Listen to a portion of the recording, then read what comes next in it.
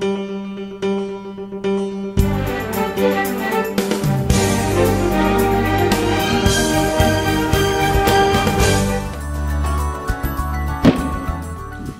evening, folks. Welcome to the February 4th joint session of the Finance and Ordinance Committee. Madam Clerk, if you'd please call the roll. Councilor Kroll. Councilor DeBona. Present.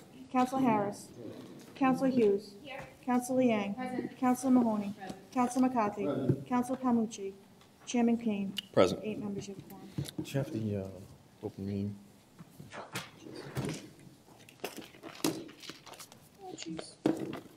Thanks. Pursuant to the open meeting law, any person may make an audio or video recording of this public meeting or may transmit the meeting through any medium. Attendees are therefore advised that such recordings or transmissions are being made whether perceived or unperceived by those present and are deemed acknowledged and permissible. Thank you.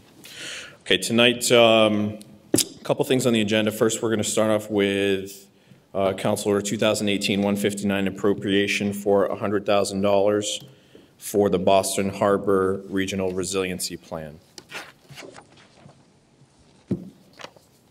Yes, Councilor McCarthy. Thank you, Mr. Chairman. In regards to this item, I know that it was mentioned and was spoken about it before up here, and being the Ward 1 councilor and having concerns still, even though we've had a mild, knock on wood, winter. Don't say. I think that this appropriation of $100,000 for the Boston Harbor Regional Resiliency Plan would be appropriate for us to move forward and take a vote tonight, I think, so that the proper plans, the proper studies, the due diligence can be done in looking at that long range down the road. So I'd like to put that in the form of a motion. Okay, motion on the floor to move approval. All those in favor? Aye. Ayes have it. Motion approved. Next on the agenda this evening, we have the ordinance piece, which is for amending Title II. So it's Council Order 2018-176, ordinance amending Title II, Administration and Personnel, creation of Natural Resources Department. Since this is the ordinance piece, I defer to my colleague, Councilor Lang, if there's anything that you'd like to discuss. I don't have any questions. Yes, thank you, Mr. Chairman. And I appreciate you including this in your agenda tonight. I could have sworn that we had talked about moving this into a dual reference, but that's neither here nor there.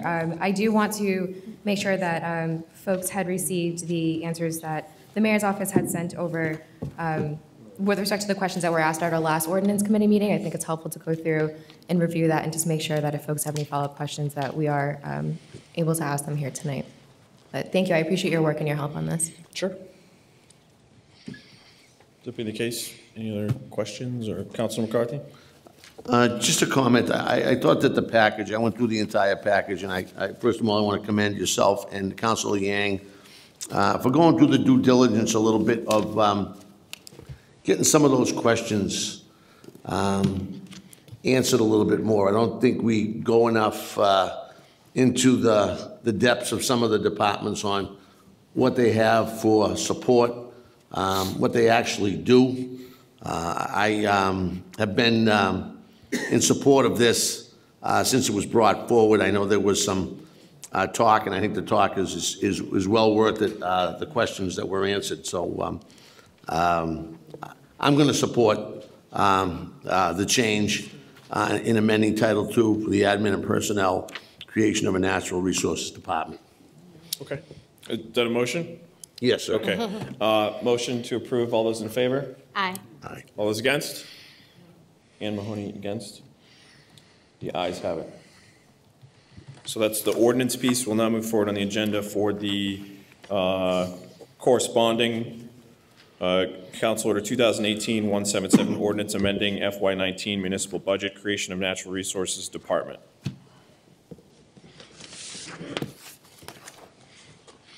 Councilor Liang. About this, so as this reflects onto the upcoming budget for this year, I know that right now it's budget neutral, right, and we're not allocating any additional resources to create this department. But that being said, we have from now until April, May-ish, when we're going to be looking at the next year's budget. So between now and then, do we have just an idea of the timeline for this department, sort of an idea of how long it's going to take to create this structure and to put this into place. And, again, I know we're not expending any additional funds, but I think it's going to be helpful to understand what the work is going to be for these next couple of months before we head into the next budget season, just so we understand, too, if there's any additional asks above and beyond what this department currently has as it exists. We'll sort of know the supporting work that goes in behind it. I think that's directed towards you, Mr. Walker. Please. Through you, Mr. Chairman. Thank you, Councilor. Yes, I think the key component of this restructuring is the appointment of a Commissioner of Natural Resources, the department head for the position. We would expect upon approval that that position would be appointed imminently, and by imminently I mean within days. So that is step one as it relates to everything else that you talked about, getting someone in to get their feet on the ground, to get in there immediately and determine what the immediate next steps are for the next several months for the department, and then proceed with the budgetary process through the normal course of events in May and June. Okay, so as it stands right now, when the department head gets appointed, he's really coming in and doing an assessment, right? He's going through the department as it currently works and really from there, building out a plan for how it's going to be implemented at that point? Through you, Mr. Chairman, sure, that's exactly what this person will be doing, in addition to the day-to-day management of the existing departments that will be under this person's supervision. We have been without a park director for several months now, and the appointee will be stepping in right away to take over the day-to-day management, as well in terms of the day-to-day functions of the park department, park, forestry, and cemetery, and conservation and recreation, as well as involvement in capital plans that are outstanding. I know there's a meeting coming up relative to where we are with the dog park and that issue. We have a number of playground projects that are going forward this year, so they'll be getting involved immediately in both the day-to-day operation and the capital programs that we have within the park department. Great, thank you. That's a lot of work and a huge undertaking for 3 months. I'm going to be excited to see, what that department comes back with during budget season, to see, what his ideas are to overwork this department. But thank you, I appreciate it. Thank you, Mr. Chairman. Thanks, Councilor Manning. Thanks, Mr. Walker.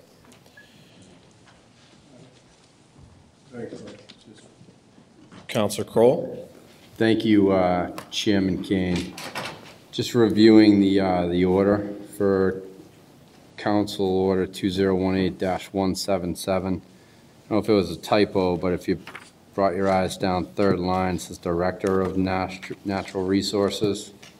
I think it's maybe Commissioner.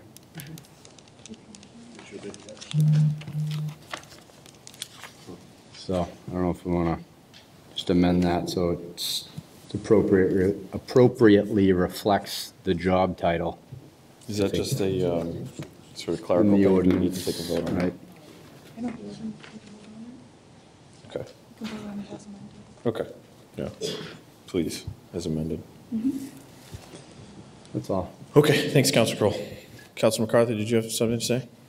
Just, sorry, quick comment. I looking over the job recs too, not only of the Director of Natural Resources, but the tree warden, which I know is coming down the road later on this year, and earth scientist. When you look at this new position and you talk about the recreation part that'll be rolled in, but the bigger part, I think, for the city of Quincy in regards to the lay of the land is that conservation piece, where the wetlands, it's usually done by a committee of several on and off on how we figure this out sometimes. So it'd be nice to have someone sink their teeth in it and have that part of that, so we can go to that person more often than not and discuss things that are going on in regards to wetlands, in regards to tie gates, etc. So I'm in full support of moving forward with the Director of Natural Resources tonight. Okay. Motion. Motion to move forward. All those in favor? Aye. Aye. All those opposed? Anyone opposed? Ayes have it. Thank you.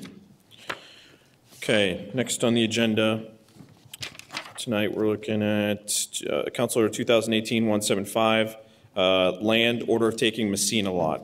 So there are two different orders that pertain to this item. First is the land taking, and then second is the appropriation. I know that Mr. Geary is here tonight, and what I'd like before we get into question and discussion is if you could come up and give us an update. I know that there had been some legal proceedings taking place, so if there's anything that has taken, any updates that you need to share with us from there. Chairman, Yes. before you get into this, I just want my vote to be recorded in support of the first item. Sure. 2018-159. You got it? Perfect time to interrupt, but just before we get going on this. Okay, thank you. Good evening, Mr. Chairman. Hold on just a second, I gotta get you. I think, Good evening, Mr. Chairman. and, Good evening, Mr. Geary. Through you to members of the Joint Committee and the Council. The lot in question, as I had said in a cover memo first back in May, before the council adjourned for its summer recess, and updated in October. We had, for the past 2 years, been operating the Messina parcel, commonly referred to as the Messina parking lot, under the terms of a license agreement that was negotiated in 2016.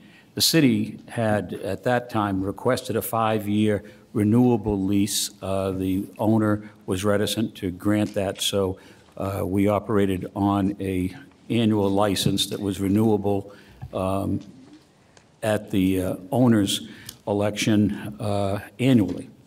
And the first 2 years were uneventful in that respect. The city, upon taking possession of the lot, improved it for the intended purpose of a parking lot. Prior to that, the lot had for many years been a litter-strewn vacant lot, and the city expended approximately $466,000 to upgrade the lot, including whatever infrastructure was required, grading the lot, which does have some topographical challenges in the terms of the fact that it slopes from Hancock Street down toward Ross Way. We had to install certain walls to hold the fill in place, of course, pave, stripe, add stairs and fencing, and the equipment necessary to regulate access and egress. We renewed in 2017, and when the 2018 renewal was approaching, the owners, an attorney for the owners, Messina Fair Properties, contacted me and Mr. Timmons to advise us that he was representing them and that they wanted to restrict the future term of the lot and put it up for sale. I explained that the city was utilizing this lot as part of its interim parking management program that was necessary for the city to accommodate parking that had been displaced both by the demolition of the Ross garage on the Ross lot, as well as at that time the then impending closure of the Hancock lot for the purpose of constructing a new municipal garage, as well as accommodating two residential developments that this council is familiar with and reviewed and approved. Unfortunately, our negotiations reached an impasse. We could not guarantee them a date certain when we could return that lot to them because, as I explained to the council actually in October, when I filed that memorandum with this body, that construction in the Ross lot is the next logical step in the redevelopment of the downtown, and the more immediate projects would include a bridge to be constructed by Mass DOT to connect Bergen Parkway with Cliveden Street, and that would in and of itself also displace some parking. So we have a chessboard moving chess pieces around. The one permanent piece, quite candidly, is the Messina lot. It occupies a strategic spot in the downtown, really at the heart of the downtown, at the juncture of two major crossroads, Hancock Street and Hannon Parkway. And the city actually, in constructing the Hannon Parkway 10 years ago, in concert with Mass DOT, had to take that lot and demolish the then existing building and decontaminate it for the purpose of constructing the roadway.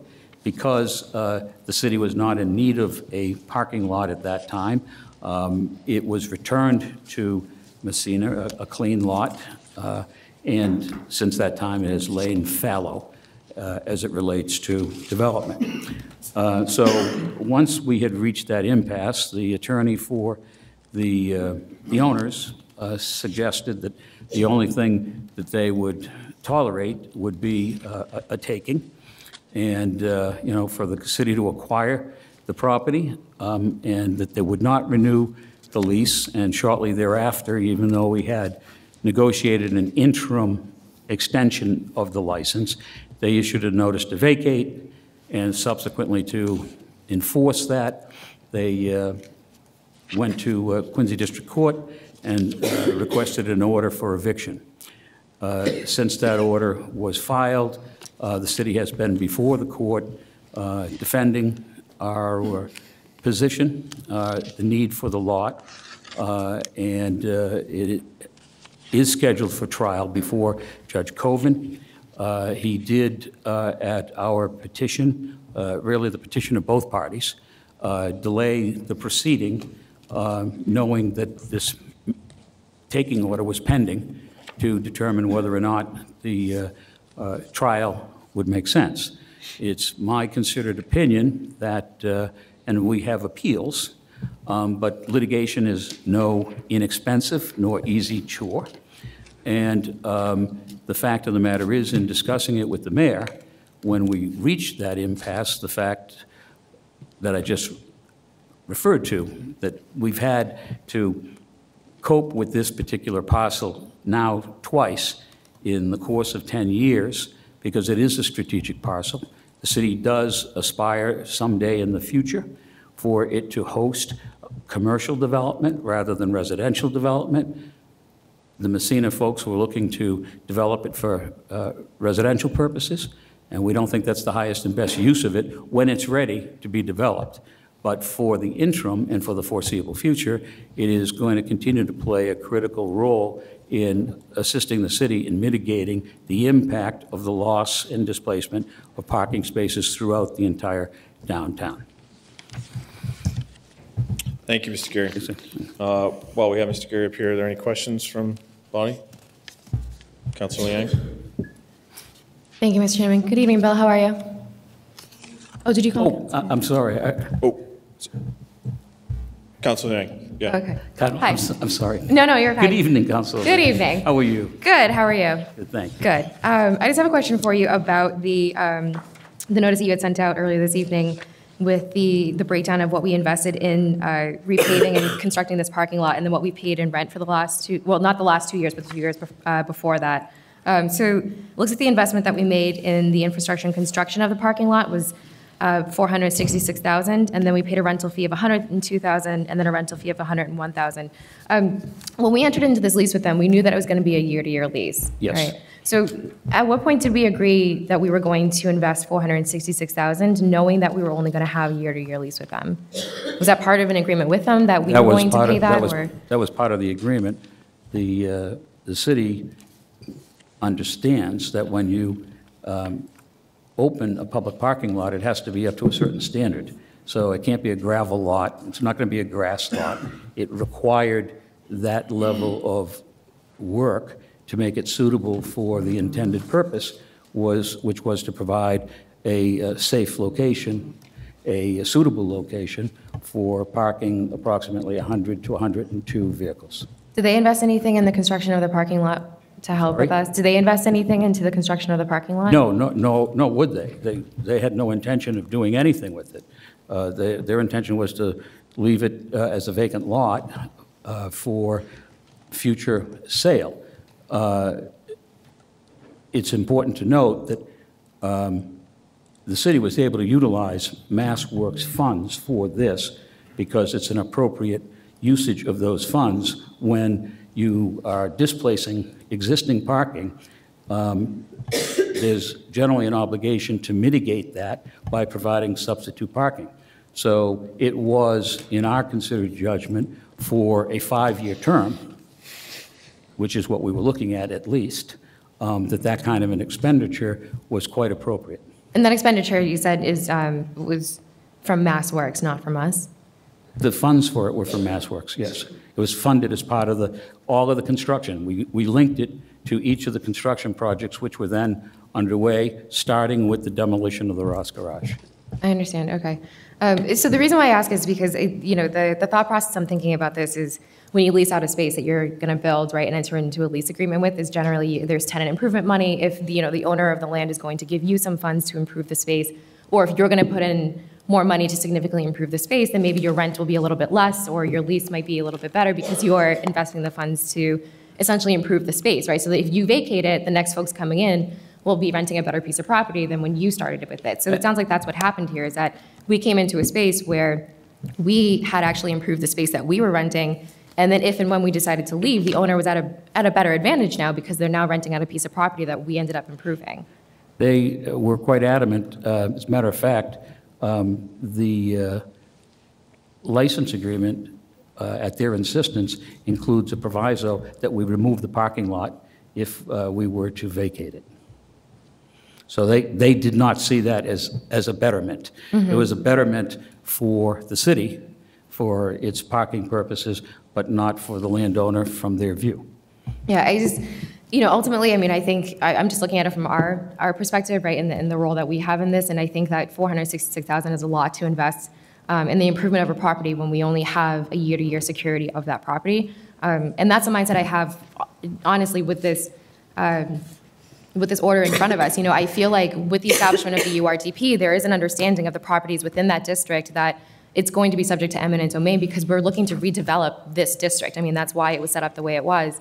To my understanding, correct me if I'm wrong, but this, the properties within that district, within those boundaries, are meant to be taken at some point in time because we are looking to redevelop this area. And knowing that, I just feel like, with this example here of, expending this kind of money for a year-to-year lease, not knowing what's going to happen from year to year, and then addressing it now when we're sort of making our way down to the section of of Hancock Street and the Hancock Street corridor, feels to me like we need to sort of get out from behind the 8 ball a little bit. We, again, understand, and I would hope also the property owners understand that if you're within this district, again, this is the area that's going to be redeveloped. And if we knew this piece of property within this district was going to be redeveloped, then we should be more thoughtful about that and have some more foresight in being planful. Like you said earlier, we are looking to get the best use out of this property, and I imagine we're looking to do that further down the corridor as well, the closer you get to sort of where the old Blockbuster used to be. And so instead of waiting for something to come to us or waiting for us to find that perfect development that we want on a certain parcel, we know, okay, it's within this district, we should be more planful about when we're going to approach that parcel and start developing it, so we're not playing this game of catch-up of, oh, well, we now suddenly have a wonderful development that can go here, so we need to make sure that we have the land that needed to be available before to develop it. Does that make sense? So I just feel like we're a little bit behind the 8 ball, and it's, I think what's coming down the pike will hopefully really spur and continue the growth down in this area of the city, but I would like to see if, we're going to move forward with this, that we don't get caught in this position again. We're caught in between a rock and a hard place, right? Because we have now something that we want, which is redevelopment in this downtown, except that we're doing it piecemeal and we're not doing it with foresight enough to say, we're going to be coming and taking this parcel in the next 3 years, 5 years, 8 years, and everyone involved can be more planful about that process. So, something as small as saying we're investing $500,000 into a year-to-year lease, that could essentially go away within 1 year or 2 years. Is that worth the $500,000 investment? Same thing as taking this piece of property. We know we're going to be redeveloping it because it's within that district. We should be planning that ahead of time so we know what's available to us to redevelop when that time comes. So it's a long statement, but it's really, again, I think we're really between a rock and a hard place here, and I would just hope that this and what we're experiencing with this will really teach us a lesson on, how how mindful and thoughtful we should be about this process moving forward. But thank you. I appreciate your time tonight. Thank you, Mr. Chairman. Thank you. Councilor Lang. Councilor DeBona. Thank you, Mr. Chairman. Mr. Gary, good to see you tonight. Good to see you, Councilor. Thank you for coming in and doing a little research on this. And I know this is tied into the next vote as well, but it's hard to, it kind of overlaps a little bit. I don't want to get too forward on the 6.8, but what would happen if this council was to deny the taking of this? What would be the situation what would Messina do? Messina has already indicated what they will do. They filed an eviction order. It's presently being held in abeyance before the court, and they will the court will have a trial to evict us.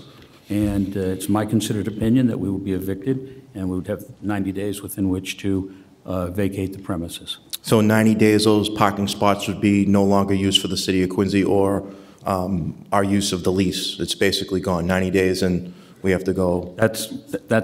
That's my considered opinion at this juncture. Just having appeared before the judge and listened to the arguments to and fro, and providing the judge, myself, with a perspective on how we got to this point. Mr. Masterman, our eminent domain attorney, was arguing the case, but just listening to the way it was going, I think that's the long and short of it.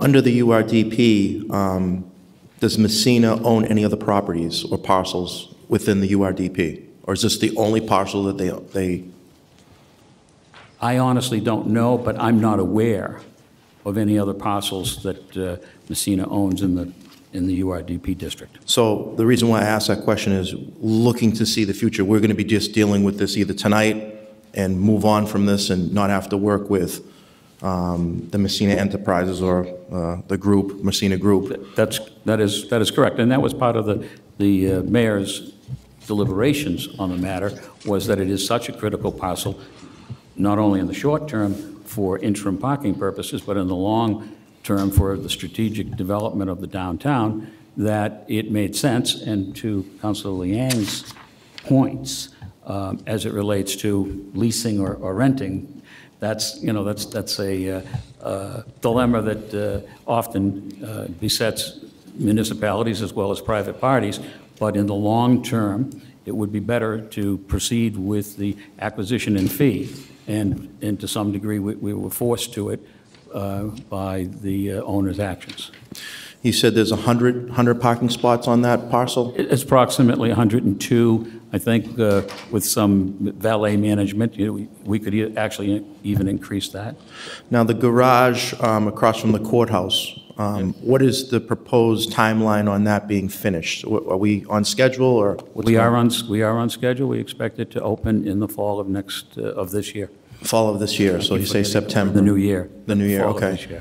Not getting forward with the developments of the Ross lot. Well, are we moving forward with development to possibly build on that site, or what's going on? What is going on is that the garage, the foundation's being poured for the garage. I know that each member of the council receives the weekly update from Tom Russo. And the garage, the excavation for the basement and the foundation is well underway, and concrete will be poured for that. And the LBC building, they've completed assembling the modular units that will comprise their building. They've built a superstructure to the atrium that will connect Hancock Street into the civic space that will be atop of the garage basement. And so we're well underway. We're on schedule. And as you know, we're projecting a commencement this coming year also of the project over here in Ross with the bridge. Now, remember getting back to the parking that was, let's go to the neighborhood club, Glendale Road. Yes. What vehicles are being up there right now for parking? What is that? And then we have over by St. John's Church. Can you talk a little bit about that? Yes, we did enter into short-term license agreements with those, well, not with the neighborhood club. The neighborhood club contracted directly with Stop and Shop to accommodate the several hundred employees, or let me say, Stop and Shop in its effort to accommodate the several hundred employees that have transferred here from other locations, is renting those premises directly. And so that's a transaction between them and the neighborhood club.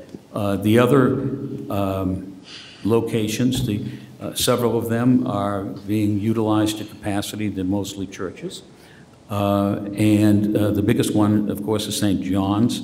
And I expect that as the tempo of construction goes on an upswing with the O'Connell project, as well as the garage project, when its superstructure begins to arise, those construction workers will be housed there. Reason why I asked you for all these different questions and missing in different pieces of the puzzle is I think we're going to really need the 102 parking spots. We're going to be without parking in these, I think the Ross lot in the future, that we give this away and it's not used for parking purposes. Parking is one of the top 5 concerns in the city of Quincy, and I think this will be an integral part of giving some relief during the times of construction in the downtown, with some of the things not being done, like if the garage gets finished in front of the courthouse, it might be the start of the Ross Lots construction, and now you have less parking on this side of Hancock Street. So it's all a lot of moving parts, I think, here. I know that the mayor had sent us a letter in correspondence about the next item up, which is important with the sale agreement of the taking, but I think this is an integral part of the downtown URDP. I think we need to move forward. We're starting to get some type of development out there where people are seeing, as well as looking right outside here, Quincy Center, the garage is down. And coming through the common today, looking over and seeing that thing down finally. So I think things are starting to get in motion with this downtown.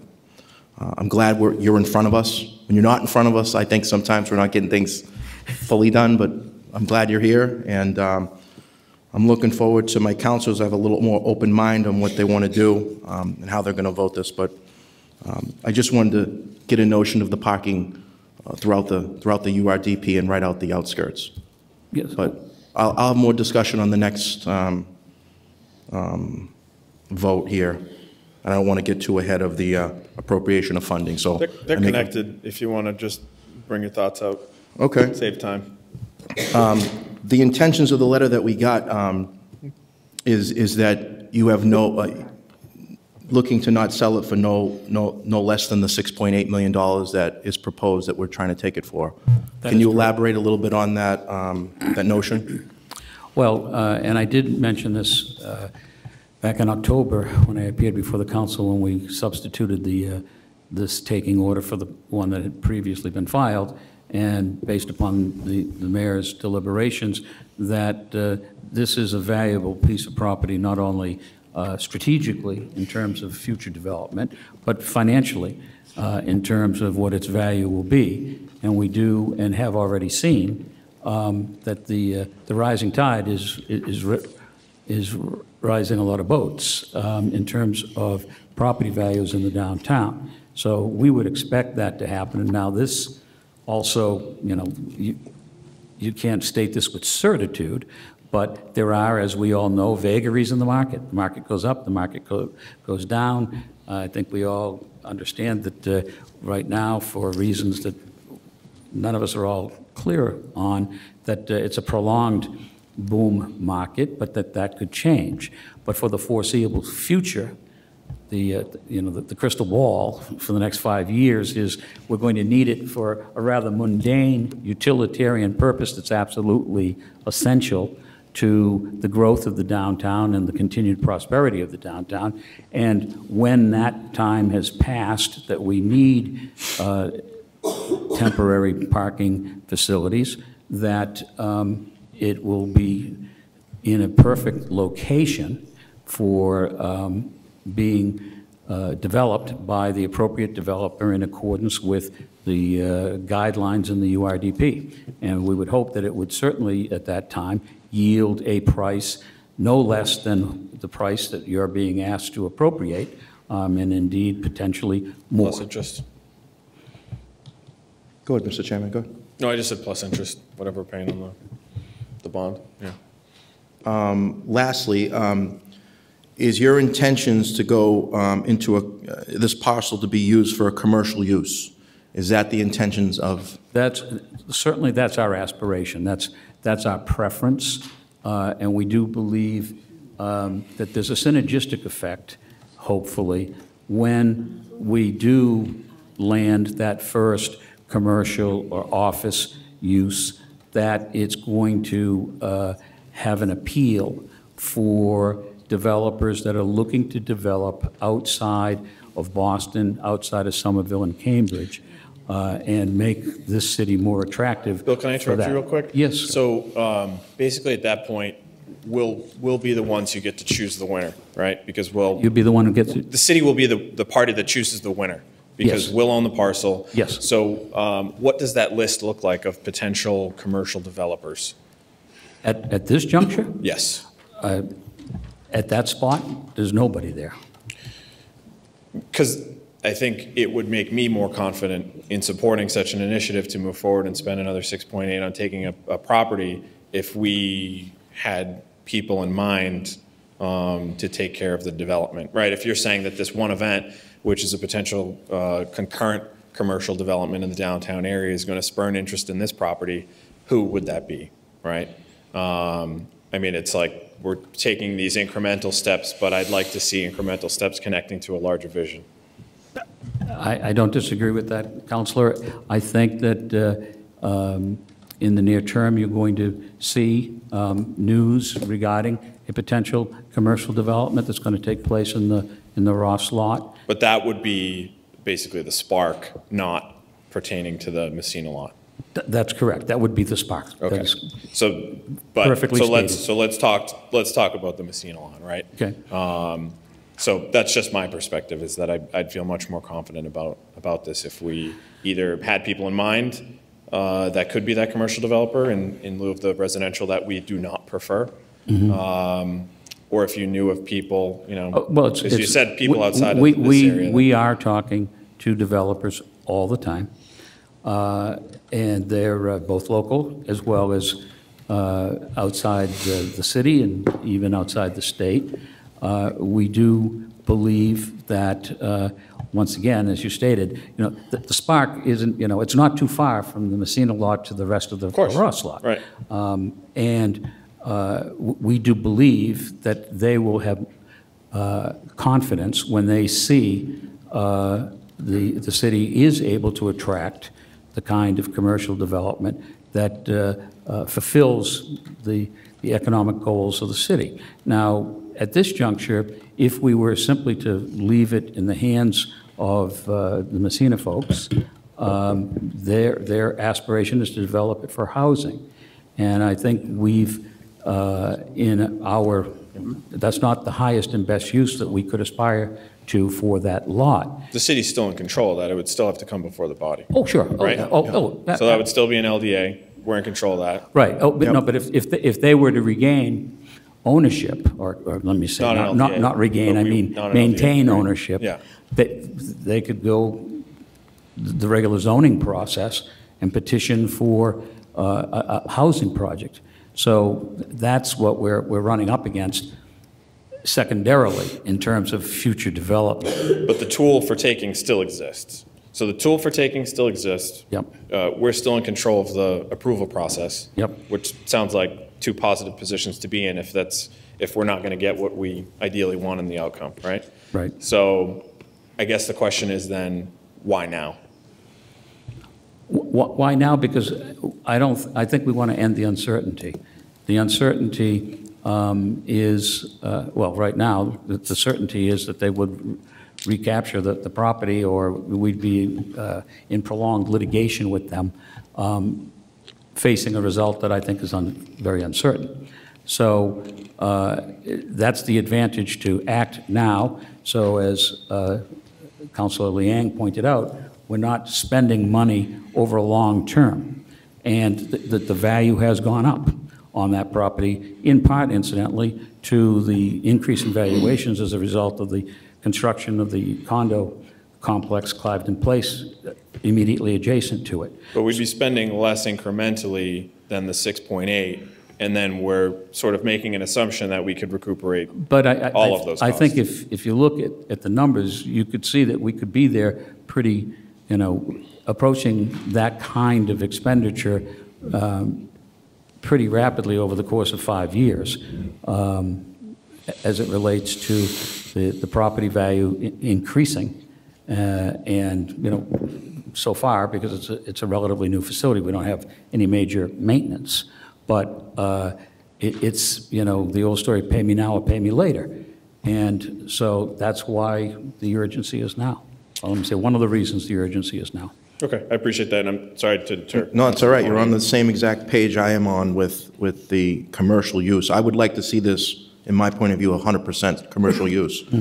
We've had a lot of residential that's going on in the URDP in the downtown. We're looking to, I could remember someone talking about 1 million square footage of commercial, retail type of development going on there. We've seen a lot of development going on that's residential, and I think the future of our city should be that commercial base. So I'm looking, this has to come back in front of this body if it was to be resold or sold yes. back. Oh, yes. Do you, I mean, if we were to sell it, that's a land disposition. So it's Right. it's simply disposing of the property. and if this was to go, the votes are there on the $6.8 million, what is it, and it starts, what is it being paid back with, the DIF fund? That is So- correct. It's being financed by the DIF funds through a ban. So you'd go on a band on interest only 1 year, and then look to... Well, it's look to- 10. So you could, as, through you to the auditor, can you explain that a little bit on the bands or the interest-only loans, I'll defer to the auditor. if I could? On the bans for the diff only, there's special legislation where you can ban it for 10 years. So it would be the ban, you would ban it for the 10 years. You could ban it for 10 years, so just be on an interest-only loan? Correct, For those, yep. is it a 1-year increment? Is it 1 year, 1 year, 1 year, 1 year? Is that how it goes, or how does it? I'm not really too sure if it would be one payment each, 1 year, each year. They could break it into 2 payments a year. payments, I'm not really okay. sure. This is really important to the average person out there in the street that don't fully understand the DIF fund, that thinks that the taxpayers are going to pay it back, where the DIF is going to come in and pay it back. So until this parcel is resold, I guess you could call it, or comes back to this body, it'll be paid from the DIF fund. That is correct. And when will that start, if this was to be taken tonight? I leave that to the finance department. I presume they have a regular process for putting out the bans. Okay. I don't know how my colleagues here, or if they have any other questions. I just wanted to elaborate a lot of this. Sometimes the average person doesn't fully understand what goes on in the URDP and the taking and the eminent domain and all those other questions. I know I get the question to me, and it's better to ask you and get reassurance that that's exactly what I'm thinking. So I'd have to say that I hope it's faith. It's in good faith that we're going to move forward together as a group and meet with doing this in commercial, because I think that's what's important to the downtown is a commercial use. So I'm going to defer to anybody else, but that's it for me. Thank you, Mr. Gary. Thank you, Councilor. Thanks, Councilor DeBono. Councilor Mahoney? Good evening, Mr. Gary. Good evening. Could I just take a step back? You said 10 years ago. What happened 10 years ago? We took the lot, because we were doing the Hannon Bridge. Could you just go explain that a little bit more? We took the building down, the asbestos. Could you just? Yeah, the city's historian on that, on development issues and planning issues, Rob Stevens, is the most knowledgeable person. But I was not involved I understand. in city government at that time, but I have read some of the materials, and in essence, the city, as part of the, and this goes back 10 years, even longer, because I think they used funds from the first Obama administration. And Do you remember how much those funds were that we used to take that building? sorry? How much did we spend to take the building down there? I'll defer to Mr. Walker. Through you, Mr. Chairman, I can shed a little bit of light on that through our history. Those buildings were taken as part of the very first DIF package, which was approved prior to anyone on this body being present, prior to Mayor Koch taking office. That process took place in 2006 and 2007, and I believe, and I'm going to venture a guess here, Council, so excuse That's okay. me, on the price of the Messina Fair Mall itself, I believe was in the 9 to 13 million range. I know that's a broad range, but I'm just trying to jog my memory what the price was. But I'm sure municipal finance or Madam Auditor at some point can track down exactly what was said. I did want it to respond just on the clarity of the timing, that the taking of that building predates any of us, quite literally in this room right now. Okay. I think he's still listening. I think he went to get water.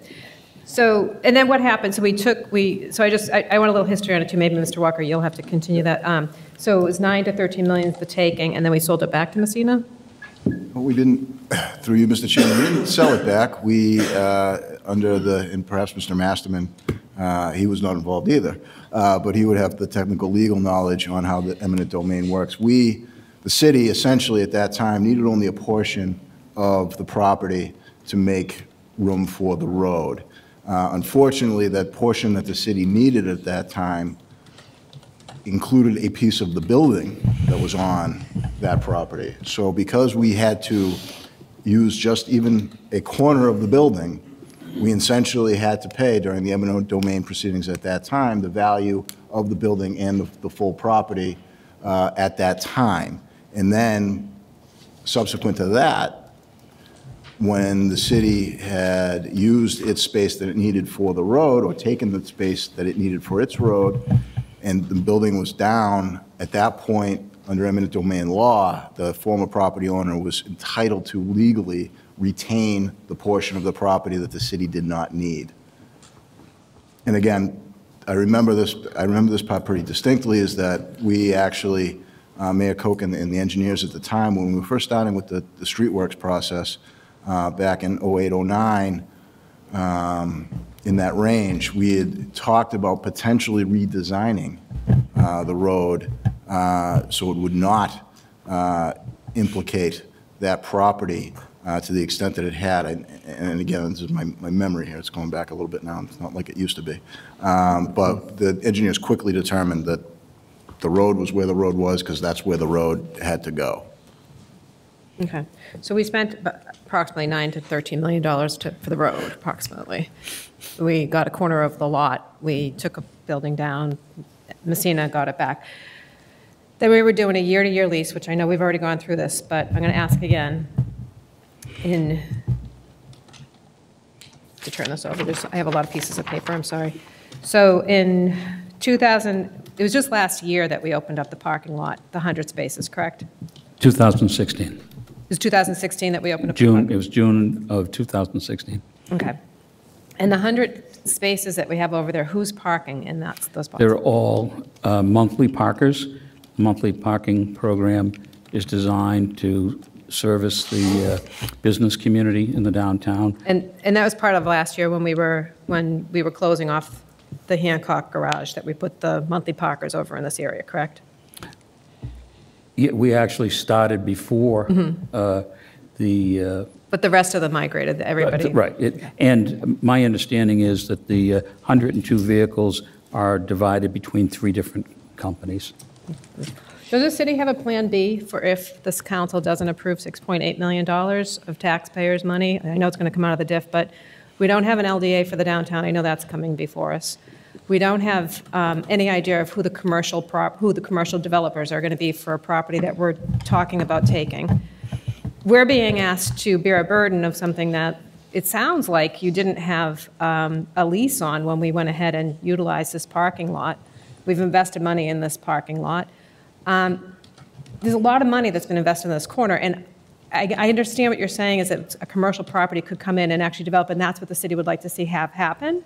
But, you know, I can tell you there's lots of neighborhoods in the city of Quincy that would like to not see happen, giant developments happening next to their houses 25 feet away. But they're being told, hey, that's what they're allowed to have. You know, so too bad for you. But in this particular case, you're asking the taxpayers to, you know, whether it's coming out of the DIF or anything else, it's still taxpayers' money. So yeah, parking's terribly difficult in the city of Quincy, but you know what people complain about more? Is that we just spend money and we don't really have a plan. And what you're telling me when you're standing here before me is, yeah, we're thinking it's going to be commercial. We don't have anybody really interested, but we're hoping some spark is going to happen. That's what you said. We're hoping a spark will happen. My concern is, that's part of what I said in response to a legitimate question. What I have predominantly said is that no matter what, we need that parcel for parking. That's because you don't have a plan B, because we were renting something year to year. We had numerous plans. We're dealing with a finite resource, real estate. We had to deal with a $6.8 million parking lot is what you're asking for us to purchase, though. Pardon me? Because we don't have a plan B, because we went ahead and we didn't have a lease. We had a year-to-year lease, and it came as a surprise to this administration that Messina was looking to sell that. Is that that's what you're telling us? That in June, when we opened up this parking lot and moved everybody over, we were shocked that they now want to. No, that we were there. We were happily there for 2 years.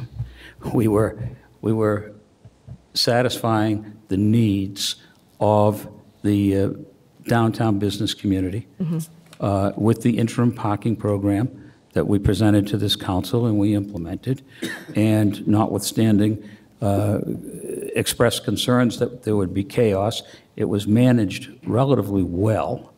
Until now. Pardon me? Until now, until there's a $6.8 million parking lot that we're going to have to purchase. I'm sorry, $28 million? $6.8 million parking lot that you're asking us to buy. I'm sorry. I have a hearing difficulty. So we were there for 2016, 2017, and the owner had a change of heart. And we can't force someone into a lease. The only tool that we do have is eminent domain, and that is exercised either by taking the entire parcel in fee or temporarily. And we looked at both of those options, and when we came to an impasse, this is after 2 years of utilizing the lot, we decided that it made sense to bite the bullet and to acquire the property in fee. And that's the decision the mayor has made, and it makes sense. So I know that it won't be a surprise to anyone here that sometimes circumstances changed. Circumstances do change. And it's not like we could have a alternate plan when part of the goal was to relocate current parkers who are working in the downtown to available locations around the periphery of the downtown. We looked at scores upon scores of parcels, spoke to scores and scores of owners. And this particular parcel, you know, you draw your concentric rings starting from the center. And this is right in the center, right where it is most needed for the ongoing needs of the downtown for the next 5 years.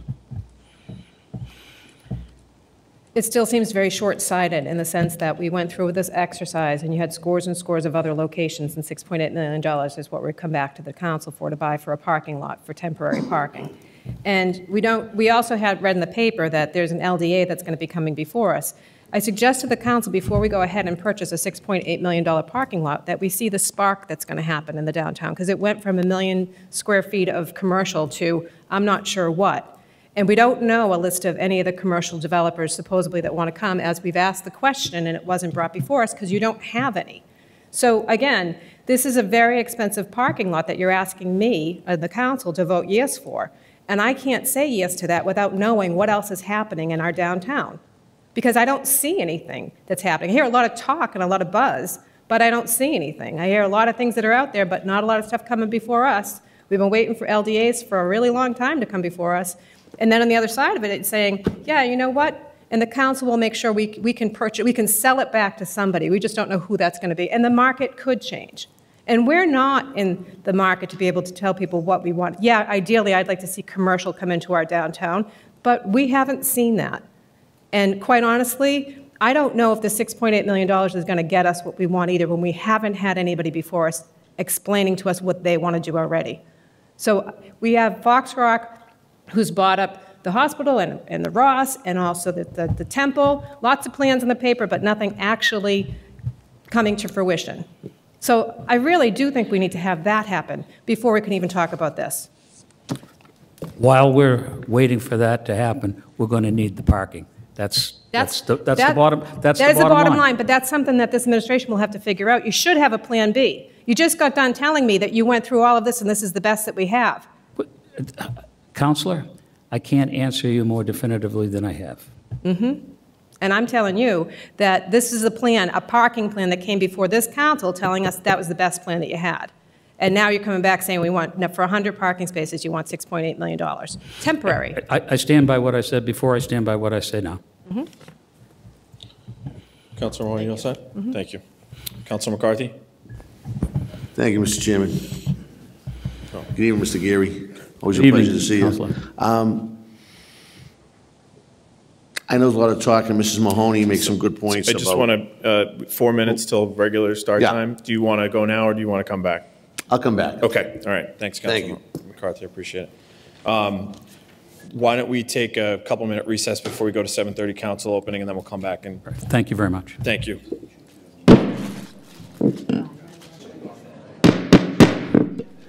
Good evening, everyone. I'd like to call the Monday, February 4th, 2019, regularly scheduled Quincy City Council meeting to order. Madam Clerk, if you would please call the roll.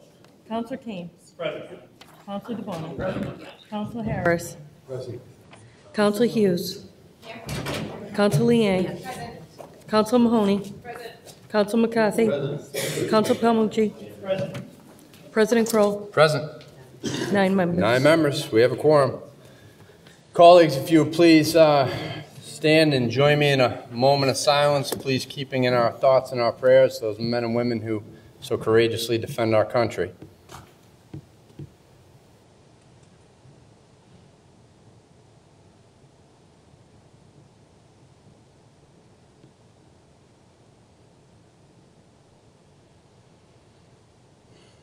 Join me in the Pledge of Allegiance.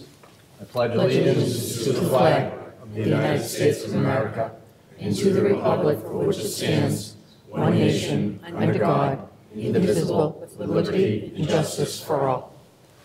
Thank you. Madam Clerk, if you would please read into the record the open meeting law. Pursuant to the open meeting law, any person may make an audio or video recording of this public meeting or may transmit the meeting through any medium. Attendees are therefore advised that such recordings or transmissions are being made, whether perceived or unperceived by those present, and are deemed acknowledged and permissible. Thank you kindly. And as we all know, we just came out of a Finance Committee meeting, so at this point I am going to recess the regularly scheduled City Council meeting. We'll go back into Finance, finish our deliberation, and then we will come back. Yes, pardon? Yes, we left off with Councilor McCarthy. He left over. I'm like, no. Nope, Councilor McCarthy. That guy over there. Thank you, Mr. Chairman. Mr. Geary, again, good evening. As Mrs. Mahoney was saying, I do agree with some of her points where it'd be nice to have a Plan B and a Plan C, but I know that the ups and downs of the downtown and things that have to be done at certain times, so I agree with a lot of your topics. The $6.8 million, as I reviewed a lot of the comparisons that were made in the package and some of the assessing that were done on a square footage, seems to be the price that one would pay for that piece. And that piece looks like, and I'm going to ask you in your opinion, where it is on the corner of Walter Hannon and Hancock, probably the most desirable in that L-shaped Ross lot section. That is correct. Counselor. And of course, that applies to the parcel directly across the street from it. And so those, and the fact that Hannon Parkway is a major arterial from Bergen Parkway connecting to Route 93, Route 3, Route 128/95 eventually.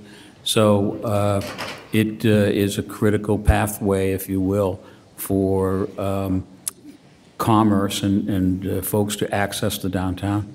And I think some of the things that, as we always say, folks at home probably might follow it as closely as we do, but in regards to keeping that open for parking at this time, to let the garage make its way into the picture is critical.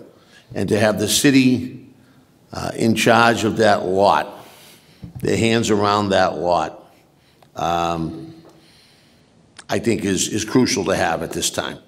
Also, as we talk about parking, and I know that the parking has worked fairly well in regards to the entire Hancock lot now gone away, and the Ross lot, as Councilor DeBona mentioned, the Neighborhood Club, St. John's, et cetera, all have seemed to business as usual. But with the bridge coming in, the General's Bridge, sooner than later, which comes across Clivenden, I think it would make that lot, Messina lot, even more important to have if we didn't have that lot, because we're going to lose a little bit of the parking as we cut across the Ross parking lot, unless I'm incorrect. You are correct. So, you know, I know my colleagues, it's a big chunk of money to deliberate on, and but I think it's another key part of the downtown, and a key part that has to keep rolling. And if we don't do something with it tonight, and the Messina company gets back on the saddle before the city does, I think we lose control. And with the General's Bridge coming in a few months, or the start of it, which will come across right there right about where the parking booth is, over by Coffee Break Cafe, et cetera, we'll lose parking. So I think it's integral that we move on this tonight and get it done. Thank you. Thank you, Councilor Mahoney. McCarthy. My apologies. It's Irish names. Anyone else have any questions? Comments? I see three. Councilor Pamucci has not spoke yet. Thank you. Bill, good evening. Good evening, Councilor. Just listening to the comments of my colleagues, I just emphatically state for the record that the parking situation downtown is a nightmare. It's a disaster. We're killing businesses down there. Folks are struggling who have businesses down there trying to stay in business and functional while everything that's happening is happening. You know, my office isn't downtown, but it's close enough to downtown that I walk into places, I get food. You know, I walk around downtown because I have parking where my office is. But in talking to the businesses owners down there, they're struggling. They really are. You know, the highest and best use for this lot right now may be parking. What it is in the future, you know, I think we've addressed to some degree in the URDP. And I'll support the taking of it. Actually would have supported the taking of it before we paid them hundreds of thousands of dollars to rent it, but it is what it is, right? We're here now. I think it's, I'll just state, I think we've discussed this in terms of overall in the URDP, the plans. The taking of it's one thing, the price we pay for it is another. I'll support the taking of it. Get into the pricing, and you guys continue to talk about that, and I look forward to listening to you on it. But I'll support the taking of this particular lot. We had an oversight committee meeting, I think, last year at some point, where we talked to the other property owners. We invited all the property owners from Hancock Street. I mean, I think in this one councilor's opinion, I think we need to notice takings of all the properties down there that aren't on board with the program of revitalizing downtown. And that's not something that I say lightly. I mean, taking someone's property, I think it's one of the most egregious things that a government can do to the people that it represents. However, we are spending significant amount of taxpayer revenue, taxpayer dollars to revitalize that downtown area. And you have people who have vacant storefronts, you have properties that are burnt out. There is too much at stake here to not have everybody on board. And whatever their plan is, they have to have a plan. You can't just sit on a vacant property until the markets go up or whatever you're waiting for. When we're investing this much and we're working this hard to move the entire downtown in a singular vision forward, I'll support taking this lot. I know that the current owners have been difficult to deal with. I know I recall seeing an it listed, right, when they listed it at some point. And I heard some of the rumors of what people were looking to do there, and it didn't at all fit with what we in this body, maybe not this particular iterance of this body, but over the past 10 years, what this body, what the administration, what the planners have all pitched for the area, saying this is our unified vision. This property, the only way in which it's going to be utilized for the vision that we've laid out, mutually laid out, is by taking it. And I urge the administration, I urge you to consider noticing other properties along that Hancock corridor that have no plan or intention for developing their property in some reasonable use. I mean, like I said, vacancies, that shouldn't be happening down there at this point, at this stage of where we're at in the redevelopment. And if those folks don't have any plan for a property that's been vacant, well, we've been working on this for 10 years, they don't have, after 10 years, a plan, then we need to get them out of the way and find folks who do have a plan, who can take ownership of that property and develop it in something consistent to something consistent with whatever our vision is. So that being said, parking downtown sucks, and I'll vote for the taking of the Messina lot. Thank you, Councilor. Of course, I agree. It's also worth mentioning that the lot that had previously existed, and I referred to it as Litterstrom, and you probably have more familiarity with, that vacant lot was in and of itself blight. That vacant lot was in and of itself discouraging for prospective developers. And the $466,000 that the city invested to make it into, attractive as a parking lot's going to be for an interim basis, is a capital improvement that was well invested because it will serve that need for the foreseeable future. Either get on board or get out of the way. Thank you. No, thank you. Thanks, Councilor Palmucci. Councilor Harris? Thank you, Chairman. Bill, I've spent the last 6 weeks, probably the most I've spent in Quincy Center and my lifetime. So I'm spending a lot of time there now. And to reiterate what, and I've seen it firsthand, the parking is something that we really need. So I think it's a no-brainer, and I make a motion to approve. Okay. Thank you. Thank you, Councilor Harris. On the motion, Councilor Mahoney, nothing? Councilor Kroll, did you have something? I do. Okay. Councilor Kroll. Thank you, Mr. Chairman, Mr. Gary. Good President. evening. I will do my best not to rehash everything that was already said here this evening. Having sat up in this well for a large part of this conversation, ending in a tragic, I guess I would call it, relationship post-Streetworks to now, I know that, at least in my experience or my assessment, a lot of this vision, with this, where we move forward from here, a lot of it has to deal with assemblage or land control. And Councilor DeBona had said, one of the top issues that he hears, which, we all hear in some contexts, is, traffic and parking and traffic, et cetera.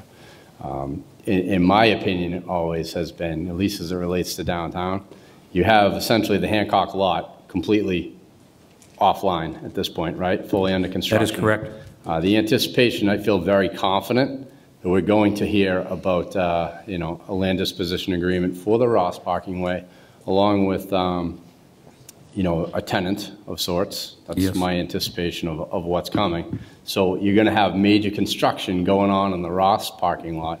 So if you think parking's bad now, whoa, baby. So to kind of hold the pen and not do anything, in my mind, particularly when you have an option to acquire, getting back to this whole idea of land control or parcel assemblage, I think you'd really be missing the boat. You know, Councilor Palmucci had talked about it a little bit. You know, to run a business, I don't own or operate a business downtown, but, you know, I hear from time to time to own and operate a business downtown right now certainly comes with its challenges. So to take, maybe to not take action on acquiring another parking space, 100 parking spaces at this point in time, I think in some regard is a disservice to the current operator. It's my own opinion. We can debate on timing, but the way that I see it is this, right? You have this conversation that's taking place right now. You have an eviction notice, right? So you can either act on this now, you can get evicted, and if you're evicted, then essentially you have no access or rights to the property, and you'll probably have to revisit this conversation sometime in the near future, I would assume, because the goal is to create, you know, a situation that's somewhat bearable, knowing, you know, the larger picture of things. I would just share with the council, I spent, you know, over the last probably 10 days or so, just engaging with folks, yourself being one of them, because I know the way that I process thoughts, I kind of look at, you know, all the good, the bad, the indifferent. And, you know, I know there's some consultants who are very actively engaged in the day-to-day. And the city council, quite frankly, we're not the administrators, right? We're the policy setters. We're essentially presented with the deal, right? And then you vote based on, you know, your assessment of the deal. But I think a lot of this has to deal with how do we pay for it. So there was a memo that was authored and sort of circulated around to the body from RKG, who handles a lot of our, you know, financial preparations. And, you know, they give sort of their assessment of where we're at, where they believe we're going, and, you know, can we pay for it? And they actually put, you know, a worst case scenario, you know, meaning no net new growth in the downtown. Can we pay for it? And the answer is yes. So to me, that gets me thinking, all right, so we're in a position, because the DIF was always designed to be fully self-supporting, right? That all the net new growth from commercial tax base within the downtown was going to essentially pay for the bonding. And I think with this particular program, and you know, listen to the discussion tonight, it helped me to connect some dots. So we have the ability, we being the city of Quincy, based on terms and conditions of the financial mechanism, to essentially authorize bond anticipation notes, or said another way, very short-term debt, up to 10 years, which correct in the real marketplace is usually 1 to 3 years, right? So we have kind of a cushion. And the way that I interpret this acquisition is this is a solution when the parking lot over near the Fours is completely unparkable, and the Ross garage at some point becomes unparkable. This is a solution to, you know, accommodate what, you know, what we're all going to deal with. So it's not a long-term play. This isn't like we're buying, well, let me preface that. Today, February 4th, this real estate holding is not a long-term play. We're not planning on holding this, acquiring it and holding it for 10 years, right? I think it's a 2 to 3 year time frame, or until there's a level of comfortability that we can park all the cars in the municipal lots over on the Hancock and or the Ross, correct, right? So that is correct. You know, that being said, it's short term, so we're probably in the best position possible, at least from an interest rate perspective, to be, you know, servicing the debt in probably the most feasible manner on a lower, on the lower interest rate side of the curve, if you will. And again, you know, you'll see another letter that came in today that essentially encapsulates a conversation that I had with Mayor Koch. You know, and everyone can read it, it's there, but essentially I asked him, well, this all sounds great, well, put it in writing, what your thoughts are, right? And he did that. So We can't predict the market. I think if we could, we'd probably all be retired, somewhere warm at this point in time. Yes. But, we can prepare and we can have visions and we can have strategies. And the hope is, I think, that we do have enough residential appetite, which will bring the commercial entrepreneurs, if you will, or suitors to the downtown. And I think the goal is, to recoup the market value, what we're proposing to acquire this property for, $6.8 million, depending on where the market's at in that point in time. And what kind of brings me in at a level of comfort is, we move forward on this transaction. We have control of the parcel today. We have 100 parking spots to offer patrons going to downtown Quincy Center today. And we have an option. The city council, 2-3 years from now, has the opportunity to assess the disposition of this particular parcel, because any of these things come through the city council. So, like I said, I spent a couple hours of my day over the last couple of weeks engaging with other folks and asked them to kind of share their thoughts in memorandums. And, I feel comfortable that we're in a spot to acquire this parcel. And I feel comfortable that this acquisition is not going to break the bank. And I feel comfortable that, we'll be able to fulfill a need that's going to just increase, which is providing parking in downtown Quincy Center in a time that it's really needed. So. Yes, sir. Thank you, Council. You good? You didn't have a question for me, did you? Pardon me? You didn't have a question for me, did No. you? Oh, okay. No. Thank you. Thank you, Mr. Chairman. Thank you, Council Kroll. All right, on that, Madam Clerk, please call the roll. Council Kroll. Yes. Council DeBona. Yes. Council Harris. Yes. Council Hughes. Yes. Council Liang. Yes. Council Mahoney. No. Council McCarthy. Yes. Council Palmucci. Yes. Chairman Kane. Yes. 8.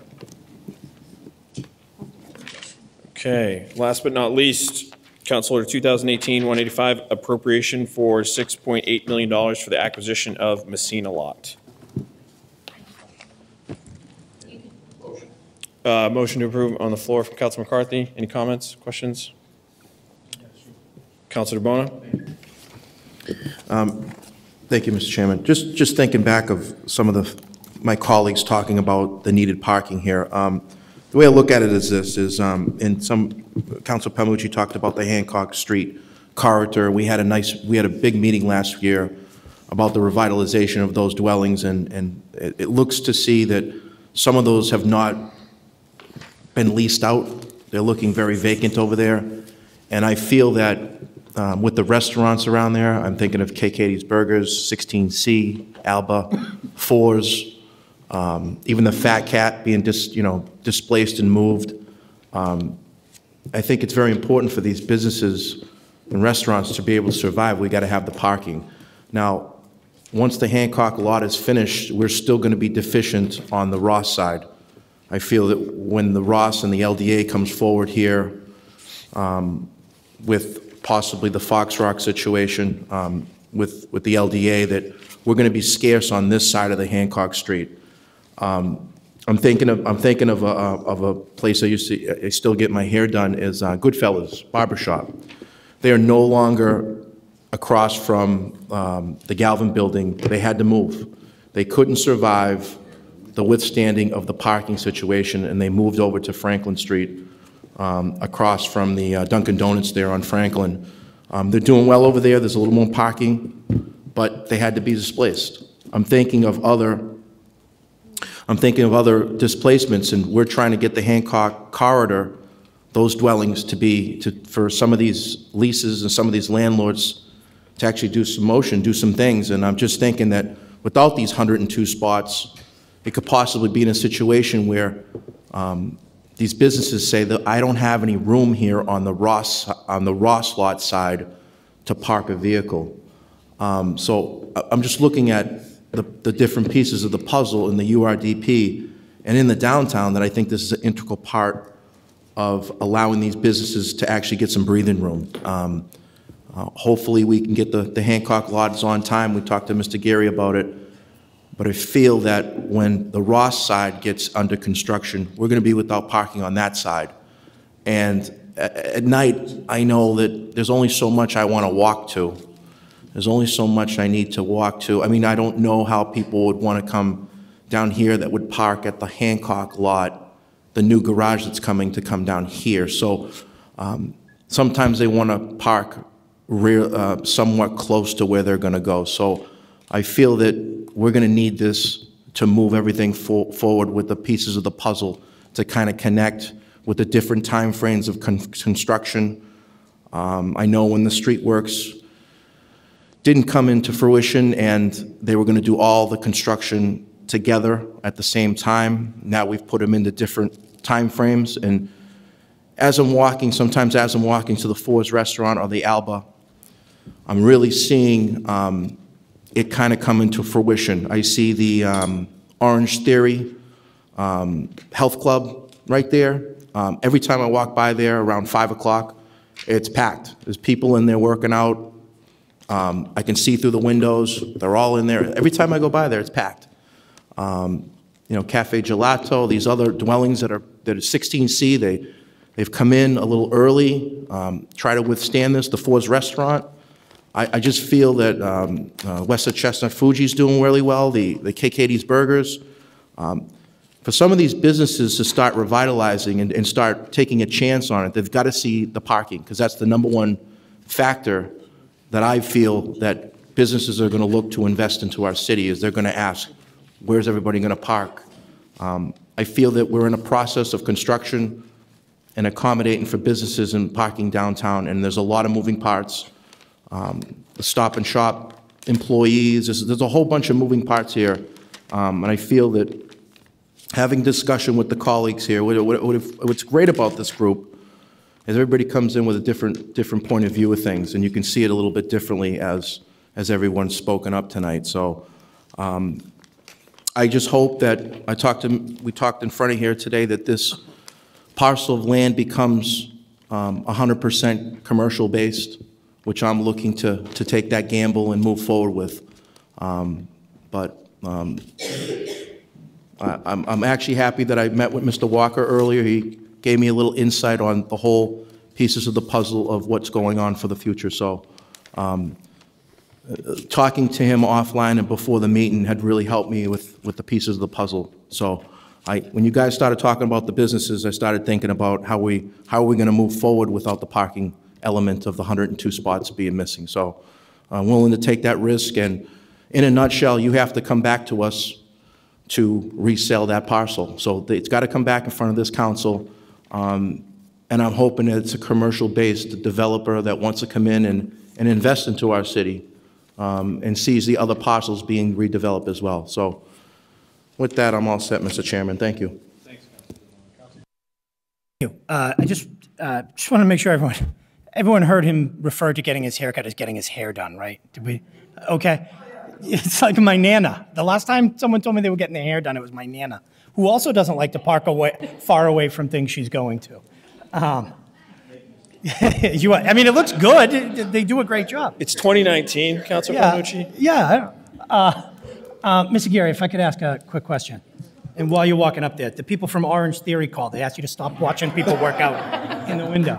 I have so many more that I wrote down here, but what's the square footage of the Messina lot?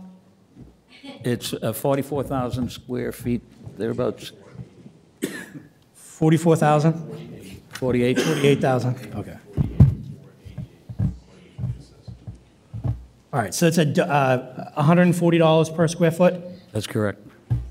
So just want to, because if we're valuing land at $140 per square foot, then I would expect 120,000 square feet of the Ross lot when the Fox Rock LDA to come in will be worth about $16.8 million. Is that where we're at in the negotiations with Fox Rock these days?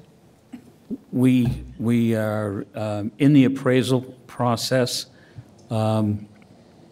That's a more complex parcel because it is, well, there's contamination there, so there's going to be issues with decontamination. It's a parcel that the methodology is called the residual land value process. So our appraisers are looking at that approach to the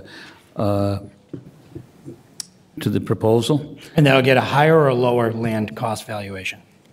Well, we are making an effort to attract medical uses.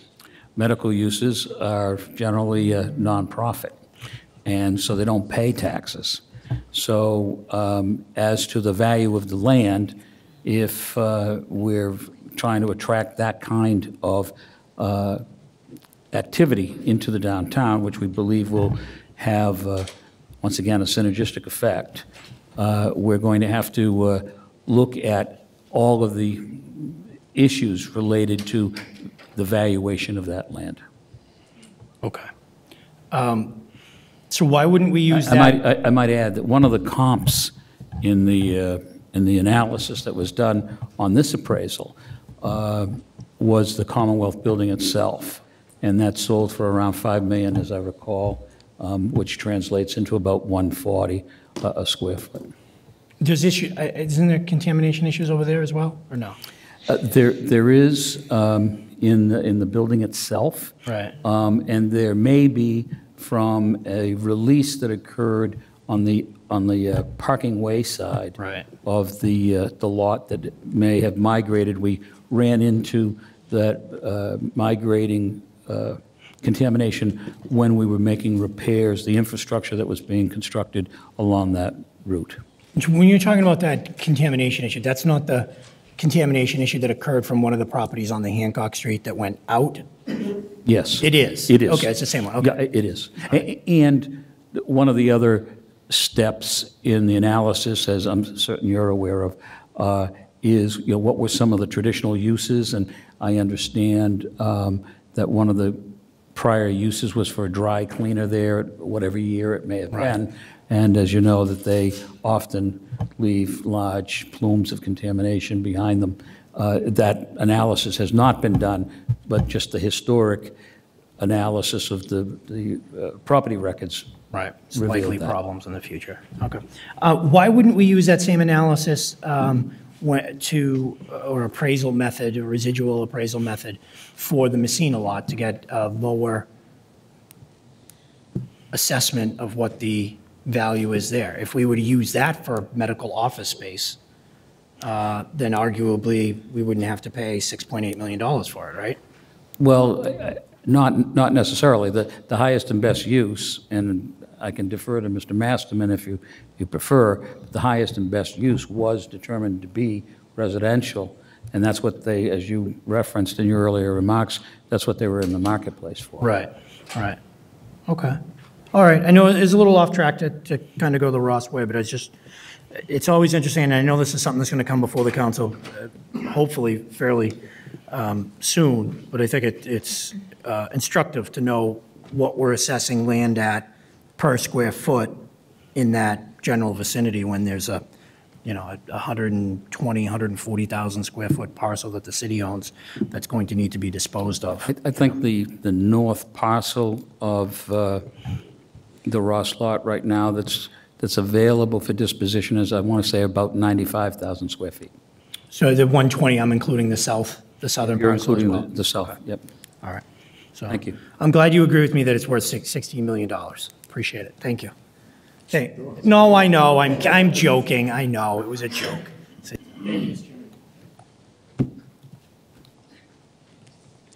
I think we have it on the floor, right? Yeah. Okay. On that, Madam Clerk, please call a roll.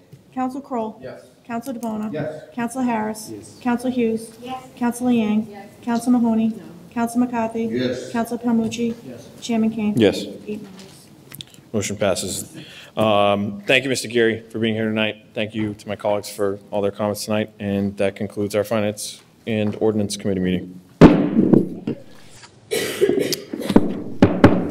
Call the regularly scheduled city council meeting back to order. With that, Madam Clerk, the first item on the agenda, please. 2019-011, order for Municipal School Building Authority Statement of Interest for the Squantum Elementary School.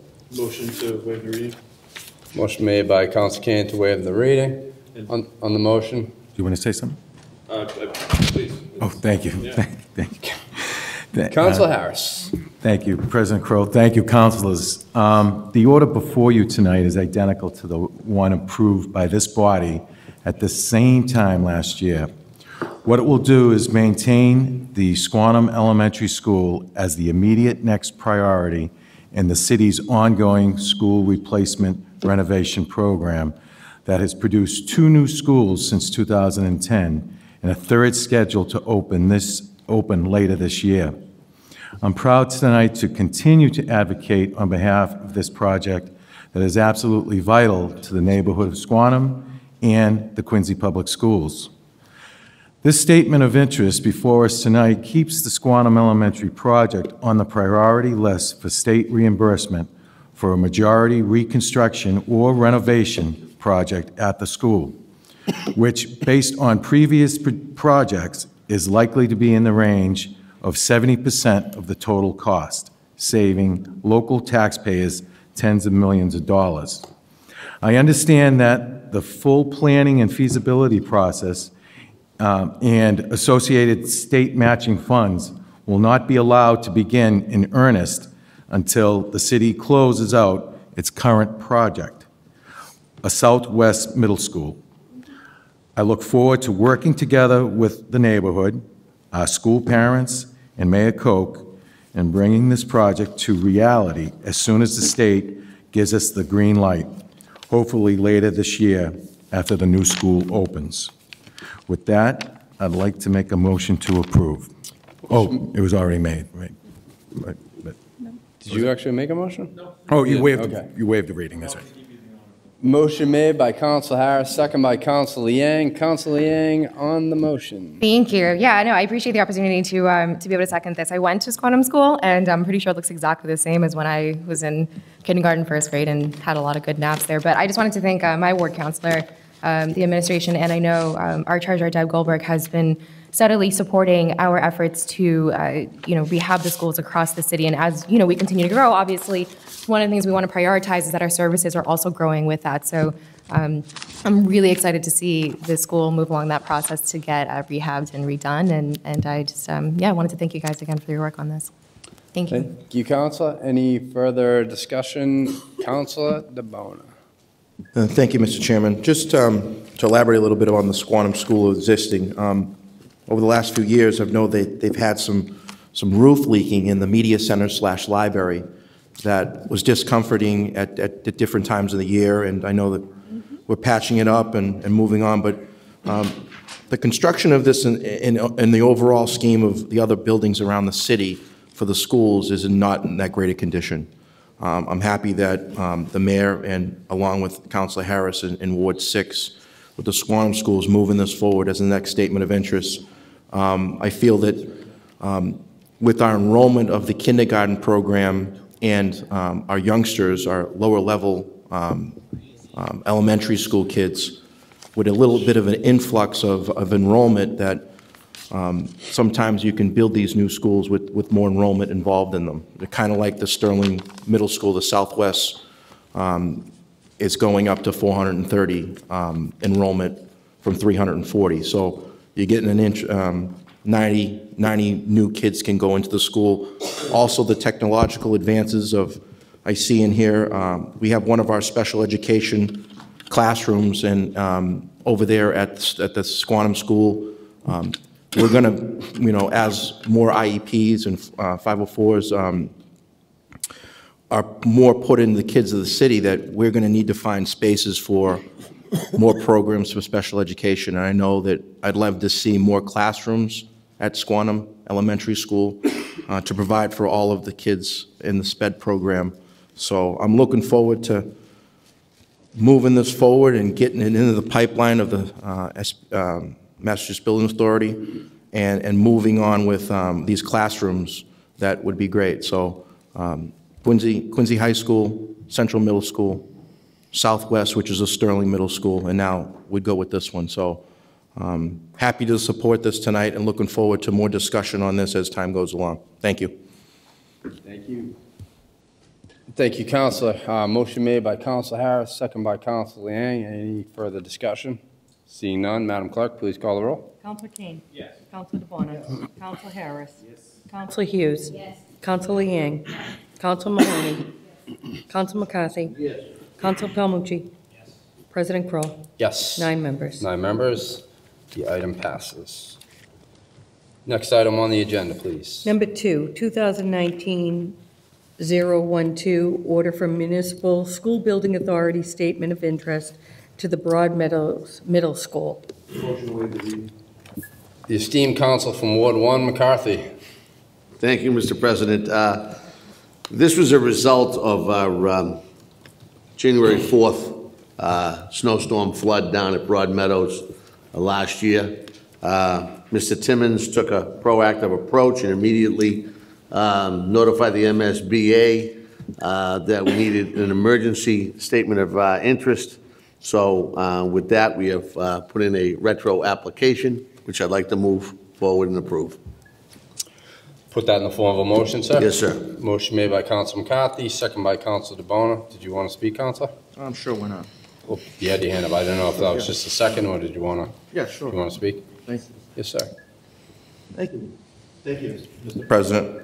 Yes, just to elaborate a little bit about the existing flooding in the basement of this, and they brought it up to level where if it does flood again, that the boilers wouldn't get destroyed again. So it's unfortunate that this just happened. We lost some days of school back then. I know that. So I don't know if anybody knows, if anybody could answer this. What's the reimbursement rate on this? Does anybody have that answer? Just real quick. Do you know? Reimbursement rate? Are we at about a 70% reimbursement on, I mean, now usually that's the mayor's representative. Through you, Mr. Representative. The normal reimbursement rate is about 70%, but I cannot speak directly for the emergency program. Mr. Timmons is here. Perhaps he could answer that question.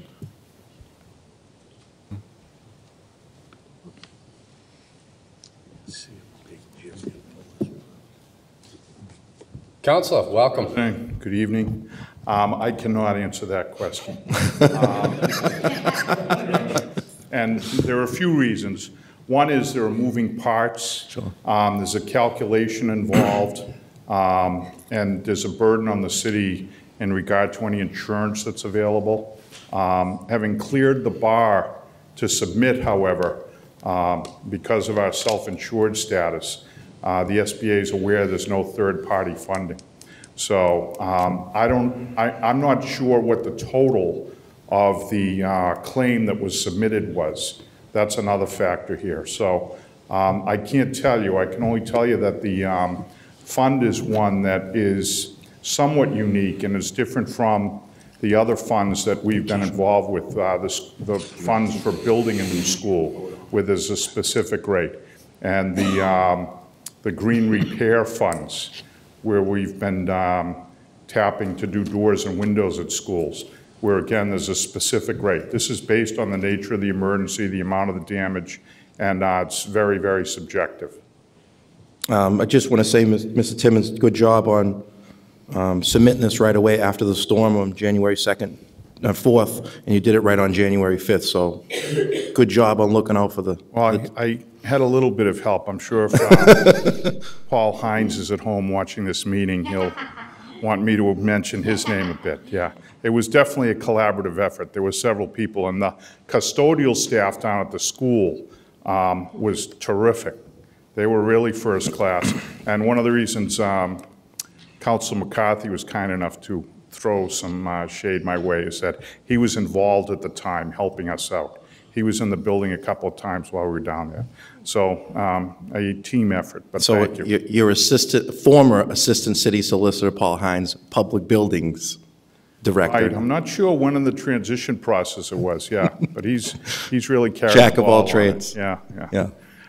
All right, thank you, though. Thank you. Thank you. You all set, Counsel? All right, motion made by Counsel McCarthy, second by Counsel DeBona. Any further discussion? Madam Clerk, please call the roll. Counselor Kane? Yes. Counselor DeBona? Yeah. Counselor Harris? Yes. Counselor Hughes. Counselor Liang. Counselor Mahoney. Counselor McCarthy. Counselor Palmucci. President Kroll. Yes. 9 members. 9 members, the item passes. Next item on the agenda, please. Number 3, 2019-013, a gift for... Motion with read. Motion made by Counsel Kane to waive. Motion to approve. And on motion, please send a note of thanks to the City Council in recognition for all these kind gifts to the DARE program. Motion made by Counsel Kane, second by Counsel DeBona. Any discussion? Madam Clerk, please call the roll. Counselor Kane. Yes. Counselor DeBona. Yes. Counselor Harris.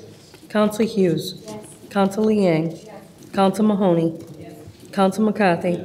Counselor Palmucci. President Kroll. Yes. 9 members. 9 members, the item passes. Next item on the agenda, please. Number 4, 2019-014, resolve in opposition of granting of the Wetlands and Waterways permit for gas compression station. Thank you, Madam Clerk. This is sponsored by myself as well as Ward 1 City Councilor Dave McCarthy. You know, I'd start by saying I would submit to the council this has been a 4-year fight. We've been fighting this thing. This proposal for a 7,700 horsepower gas compressor station. We, the City of Quincy, have been fighting this thing for 4 years come February 12th, which is incredible on so many levels. I remember the first open house that they had up at the Sons of Italy. It was at the height of the snowstorm 4 years ago when city councilors were out, you know, servicing constituent requests and snow removal. I remember just popping in there and it being presented to us at the time as no big deal. And I think we all have gained more knowledge about how big of a deal these types of applications are. It's been a pleasure to you know, work with now Ward 1 Councilor McCarthy, representing the other side of the Fort River Basin. Also was extensive work with his predecessor at the time, Councilor LaForest. You know, the interesting thing is the unity that's been taking place inside of the community, coming together and rallying around this particular issue. We did have a very, what's the word I'm looking for? A very peculiar ruling, if you will, from the Massachusetts Department of Environmental Protection, who recently approved an air quality, you know, document, which, much to everybody's surprise, they did so.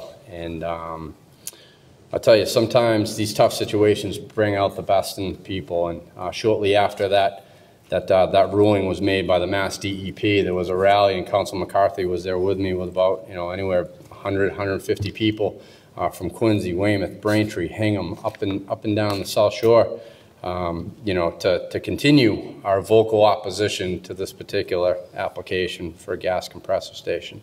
I mean, this is big stuff. We all know the ancillary, you know, side effects that come with siting, you know, a compressor station of this magnitude in close proximity to senior buildings, schools, you know, and just constituents at large. When you go up and down the East Coast, there's not one application that I've seen, anyways, where you know, this applicant or any applicant like it has even proposed to put something in such a highly dense neighborhood. And everyone knows that both Germantown and Quincy Point are protected under what's called an environmental justice amendment, and we're questioning that. There's many parties, and I know it's been getting a tremendous amount of press. I would encourage our friends in the press with us here this evening to continue to cover the story. It's so important on so many levels. We have, you know, buy-in from basically the federal government representatives and Congressman Lynch, to 3 mayors, all the state delegation, the city council in Quincy, the city council in Weymouth, the city council in Braintree. We all have our hands up, you know, opposing this. And again, it was truly a shock when we came to find out that this air quality study was approved. So this resolution is pretty clear cut. Talks a little bit about where we were and I think where we're heading, which is to continue the fight. The next 2 permits that will be before the state, at least, our waterways and wetlands. This particular resolve points out the fact, the City Council, and I urge for your support, and I'm going to turn it over to Council McCarthy in a moment, continue to oppose the granting of these particular permits. And then ultimately, as we all know, the ultimate authority lies with the federal government. So I want to applaud Congressman Lynch, who will be having a full congressional hearing regarding this matter, and hopefully further appeal to the Federal Energy Regulatory Commission, otherwise known under the acronym of FERC, to deny this, this application in whole.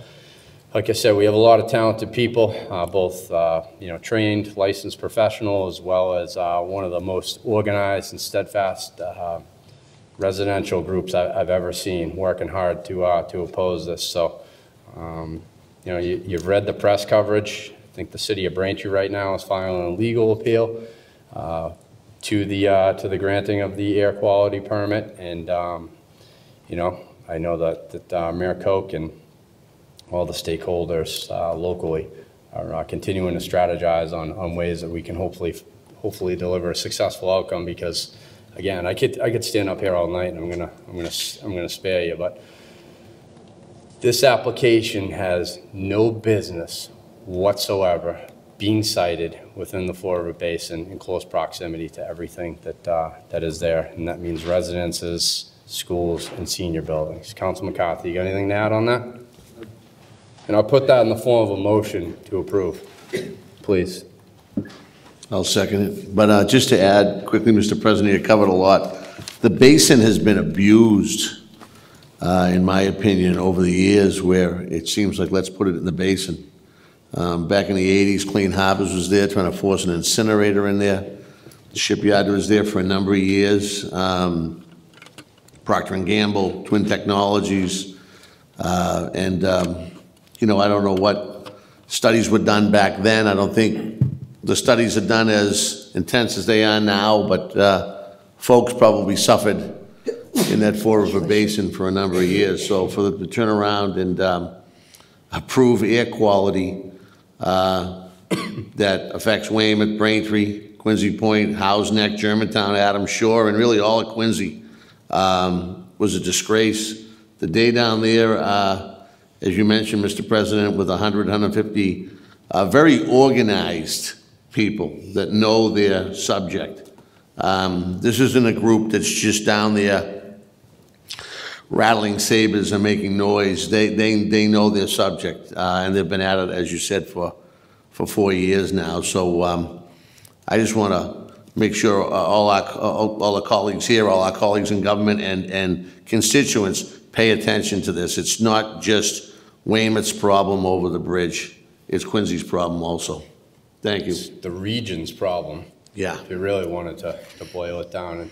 And you make an interesting point when, when an area is given a designation, if you will, of environmental justice, that essentially says, like, we've done our part. Yeah. There are so many industrial uses already along the Fall River Basin to even contemplate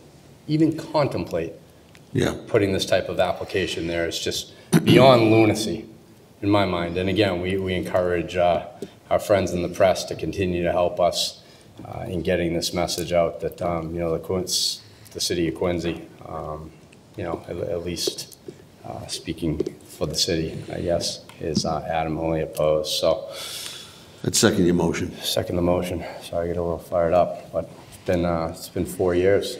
I just couldn't even. Sometimes amazing what's presented to you to help quantify time. It's been a 4-year fight. So nothing.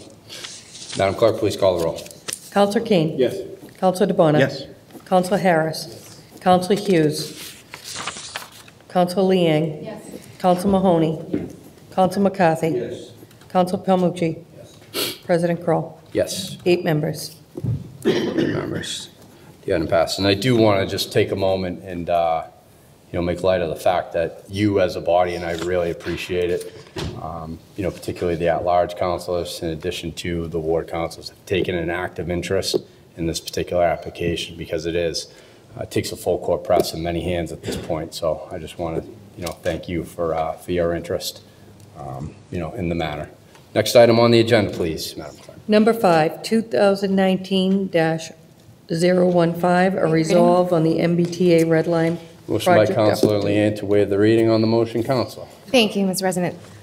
So about a year ago, so same thing, right, reaching this milestone. About a year ago, I had called the folks over at Atlantic to get an update on what's going on with the North Quincy project. I mean, I live in the neighborhood, but we also had seen them come in front of the council. We didn't know what was going on. It was February. I was working with my colleagues who represent that ward, Councilor Kane and Councilor Harris. We came together and tried to be proactive about getting together a community meeting because, something was going to be scheduled for the spring or summer of that year. So we wanted to put something together. I was told consistently, reach out next month. We have some things we still had to go in front of the MBTA Fiscal Control Board for. Okay, fine. And then the next month came, and it was, I'll reach out next month because there's still some more things we need to go in front of the MBTA Fiscal Control Board for. Fine. 3 months later, it was still the same response, and the timeline now got pushed, and it was, okay, well, now I'm reaching out to the MBTA because they seem to be holding the reins, and they're pointing fingers back at the developers saying, well, we can't do anything because the developers had to give us X, Y, and Z. So it's a lot of finger pointing of, it's not me that's holding up a community meeting, it's these guys over here and vice versa. And the summer went by, and the garage had to go out to get rebid again, and I understand that. Timeline kept getting pushed, and that's all well and fine. And then, we're talking a year later, I get a phone call saying that, it was already reported in the ledger. Thank you for giving us information on things that we wouldn't otherwise know, because, it was news a week and a half before this coming meeting on Wednesday that there was going to be a meeting to update the residents. Following that phone call a couple of days later, I had a conversation with somebody who told me, oh, but don't worry, nothing's going to happen on that day, on the meeting on the 6th. Construction's not going to start until the 17th, so that's plenty of time. You might as well have smacked me in the face. It was completely insulting to say to me, okay, first of all, I'm giving you a week and a half notice for the meeting that you've been asking for a year, and oh, yeah, 2 weeks is enough time for you guys to notify not just the residents of North Quincy, but the entire city that this is gonna happen, that parking is going to go away. Yeah, you got 2 weeks to figure it out. It's plenty of time. I mean, I was apoplectic at this point, okay? So not only are they doing this and then expecting us to say to our residents and to the TPAL department, yeah, we'll have enough time to figure this out, okay? But on top of that, they schedule it on the day after the Lunar New Year, on a holiday where 30% of the population of this city, where the majority of them who live in this neighborhood, are essentially going to be it's going to be the day after Christmas for them. And their response to me was, oh, well, we were actually going to schedule the meeting on January 31st and have construction start on February 1st. But this is better. And the response of, it could have been worse, is completely unacceptable. I'm done. I'm done. Honestly, it's not just with this project. It's with what's going on here at Quincy Center. It's what's going on with, Wollaston. Thank God we finally got that moving. But I know that took years of conversations, and it took working with our state delegation to get the Secretary of Transportation to come down to Quincy before we can even have a final commitment from the MBTA on things that they said they were going to do and then turn around and said they weren't going to do anymore. So I don't know if it's going to take the Secretary of Transportation again to come down and finally pay respect to the residents of this neighborhood.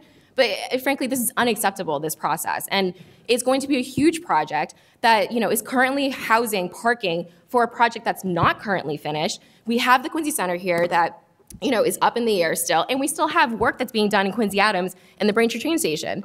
I mean, at this point, it's just, the notice that supposedly was given were that flyers were dropped to the cars at the station. Okay, so I take the bus to the station, so I don't drive. So had I not read the ledger that day, had I not gotten the phone call, I wouldn't have known. And that's insulting as somebody who lives in this city, okay, who lives in that neighborhood. And again, if I don't read the ledger and I don't get a personal phone call, I would not know. So, okay, maybe I need to drive my car to North Quincy so I can get flyered and get notice. Okay, but where am I gonna park? I mean, it's absolutely unacceptable. I think that calling them in front of us to have, an official presentation from the MBTA at this point is the first step, and what I would hope is going to be a series of collaborative efforts from my colleagues to try to put some teeth into some of the work we're doing with them moving forward. Because, this whole notion of, well, it's the developer, well, it's this guy, well, it's this guy, enough is enough. The MBTA is the one who's leasing out the properties. They need to answer to the residents of the city. They have horrible customer service. I mean, it's just completely unacceptable. So this resolution is something that I know my colleagues, again, the ward councilors in this particular project in North Quincy, we're really fired up about, because again, they've been working for over a year to try to, create some communication, and their hands are tied when the folks who are supposed to provide that update are dragging their feet. So I appreciate their support on this, and I would hope that my colleagues would join me in supporting this resolution and calling the MBTA in front of us before the end of this month to provide updates for all of the stations. And again, I would hope that this is a first step to providing us some tools and putting some teeth into some real action, because, completely unacceptable, the steps that have been taken to get us here. So thank you for listening to my tangent. Again, I was apoplectic, so I had to just get it all out. And I would also put a PSA out there that I would hope that folks attend this meeting this Wednesday at 6:30 p.m. at North Quincy High School. It's really important, not just for the folks who live in North Quincy, but for folks across the city who I know will be impacted by this project. So thank you. Did you have a committee specifically? Yes, please. Sorry, I would like to put it into oversight and community engagement, please. Oversight and community engagement, so you put that in the form of a motion. Please. On the motion, Councilor Kane. Thank you. Thank you, Councilor Liang. You sound how I feel. And it's very important that we get this on the T's radar and they come to town to tell us what's up. We just heard Council President Kroll go through talking about a compressor station and feeling like we're getting things shoved down our throats, and this is just another example of that.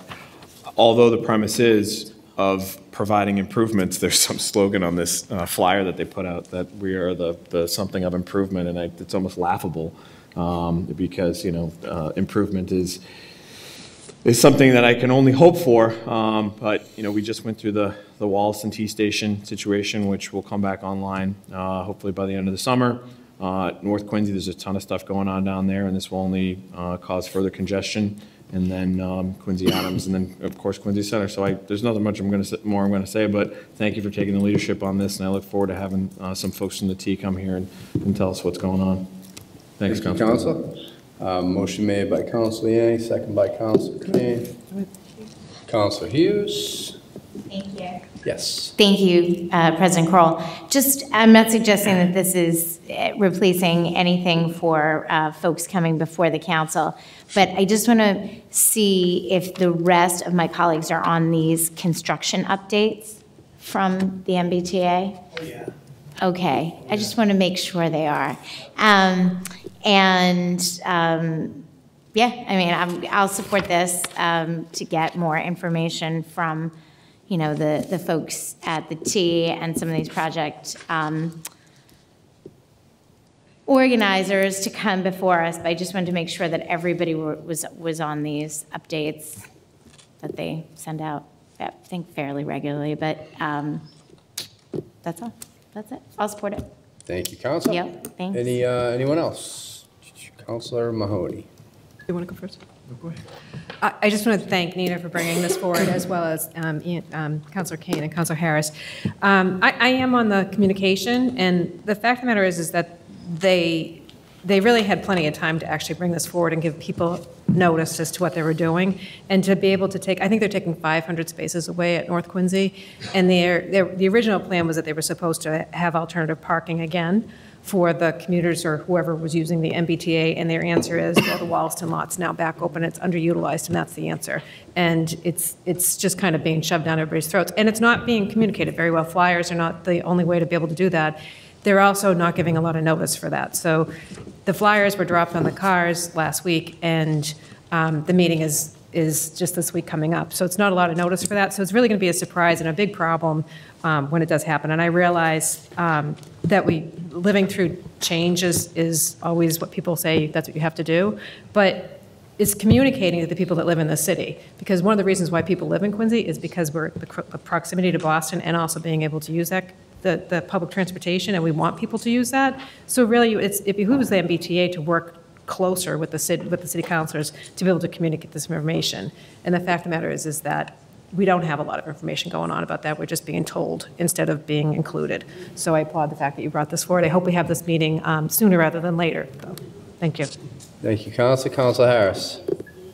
Thank you, President Kroll. Thank you to my colleagues who helped put this in and support. Again, we get the number of calls right now. I'm talking to Chris Cassani, I think, once a week. a different street, one street over and over and over again. They're doing everything they can. I certainly would like to hear something with the MBTA, like the councilor mentioned earlier about getting something shoved down. That department, DEP, they're shoving things down both sides of Quincy. When you think about it, with Long Island, it's wonderful how. I think somebody should go to. I think somebody will go to jail one of these days over these things, but and it's not going to be me. But I'd like to see the MBTA in front of us, telling us what's going on, and making them have to answer the real hard questions. Thank you. Thank you, Councilor. Motion made by Councilor Yang, second by Councilor Kane. Madam Clerk, please call the roll. Councilor Kane. Yes. Councilor DeBona. Yes. Councilor Harris. Yes. Councilor Hughes. Councilor Liang. Yes. Councilor Mahoney. Yes. Councilor McCarthy. Yes. Councilor Palmucci. Yes. President Kroll. Yes. 9 members. 9 members. That will be in both oversight and community engagement for you, Councilor, as well. You're welcome. Approval of previous meeting minutes from January 22nd, 2019. All those in favor? Aye. Aye. Opposed? The ayes have it. Communications and reports from the mayor, other city officers, and city boards. Madam Clerk, I believe you have a few. I do. I have some new traffic requests to refer to Ordinance Committee for advertising. There are 16 of them. So I'll just run down the list. Add 2-hour parking on both sides of John Street, West Squantum Street to the end. Add no parking on the east side of Newbury Ave, East Squantum to Sagamore Street. Add 2-hour parking on the west side of Newbury Ave, north of East Squantum Street to Sagamore Street. Add 15-minute parking on the west side of Newbury Street, north of East Squantum Street, and north of East Squantum Street. Add 2-hour parking on the both sides of Sagamore Street, Newbury Ave to Commander Shea Boulevard. Add 2-hour parking on both sides of Prospect Street, Sagamore Street to Billings Street. Add 2-hour parking on the east side of Prospect Street, Young Street to Kendall Street.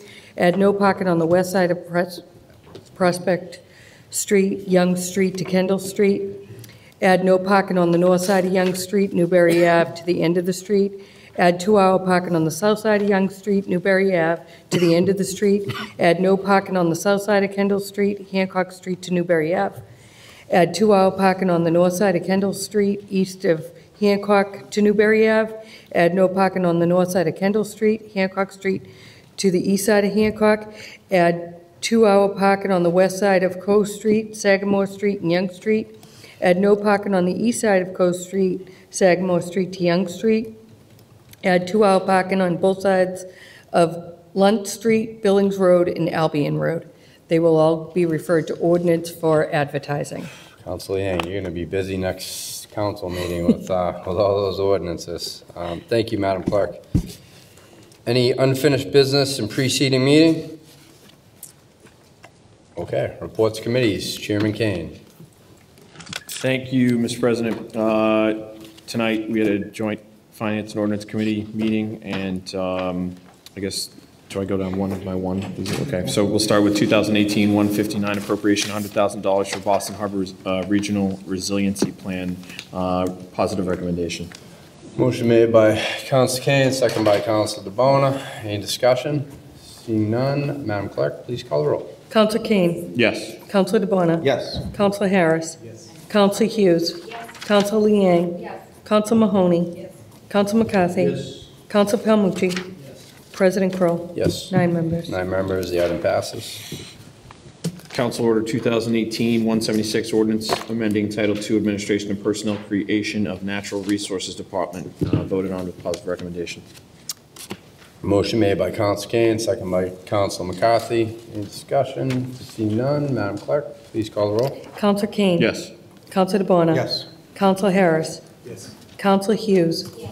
Councilor Liang. Yes. Councilor Mahoney. No. Councilor McCarthy. Yes. Councilor Palmucci. Yes. President Kroll. Yes. 8 members. 8 members voting in the affirmative, the item passes. Council Order 2018-177, ordinance amending FY19 municipal budget, creation of Natural Resources Department. Voted on with positive recommendation. Motion approved by Counsel Kane, second by Counsel McCarthy. Any discussion? Madam Clerk, please call the roll. Counselor Kane. Yes. Counselor DeBona. Yes. Counselor Harris. Yes. Counselor Hughes. Yes. Counselor Liang. Yes. Counselor Mahoney. No. Counselor McCarthy. Yes. Counselor Palmucci. Yes. President Kroll. Yes. 8 members. Next item, Council Order 2018-175, land order of taking Messina Law, voted on with positive recommendation.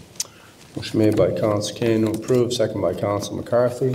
Any discussion? Madam Clerk, please call the roll. Counselor Kane. Yes. Counselor DeBona. Yes. Counselor Harris. Yes. Counselor Hughes. Yes. Counselor Liang. Yes. Counselor Mahoney. No. Counselor McCarthy. Yes. Counselor Palmucci. Yes. President Kroll. Yes. 8 members. 8 members voting in the affirmative. The item And passes. last on the list, Council Order 2018-185, appropriation $6.8 million for acquisition of Messina Lot, voted on with positive recommendation. Motion approved by Counsel Kane, second by Counsel McCarthy. Any discussion? Madam Clerk. Counselor Kane. Yes. Counselor DeBona. Yes. Counselor Harris. Yes. Counselor Hughes. Yes. Counselor Liang. Yes. Counselor Mahoney. No. Counselor McCarthy. Yes. Counselor Palmucci. President Kroll. Yes. 8 members. 8 members, the item passes. Any other reports of committees? Thank you, Chairman Kane. No? Okay, presentations of petitions, memorials, and remonstrances. Councilor Liang. Thank you. So as I said earlier in my sort of tangent, tomorrow is the Lunar New Year. And so tonight, it's actually really neat because this is the first year on the council where it's been the night before the Lunar New Year. It's going to be the year of the pig. It's going to be really exciting. Sue tells me that it's going to be a good year, so I hope it is. But as always, Corey, Quincy Asian Resources, does a huge celebration in collaboration with the City of Quincy. It's going to be this Sunday at North Quincy High School from 12 to 5, and I urge folks to get there a little bit earlier so you can get a great seat for the Lion and Dragon Dance. It's always a lot of fun. The significance of the Lion and Dragon is to, sort of really come around to each of the homes in the villages, and they used to, give offerings to these lions and dragons, and they're sort of like these otherworldly spirits, and you're sort of just providing an offering to hopefully set yourself up for a good year. So I want to wish everyone, all of my colleagues here, a very successful and prosperous and healthy and happy new year, and all of those at home as well, and hopefully I'll see you guys at the celebration on Sunday. Thank you. Thank you, Councilor Liang. Any other presentations of petitions, memorials, or remonstrances? I actually have 2 this past month. The city laid to rest a gentleman by the name of Bill Grinley. Bill was a lifelong Quincy resident, class of '59 at North Quincy High School. Had a very impressive civic resume that included serving as a board member at Quincy College, later becoming the president of the board, working at the police department as the budget director, served as the city auditor, and worked in the city's election department.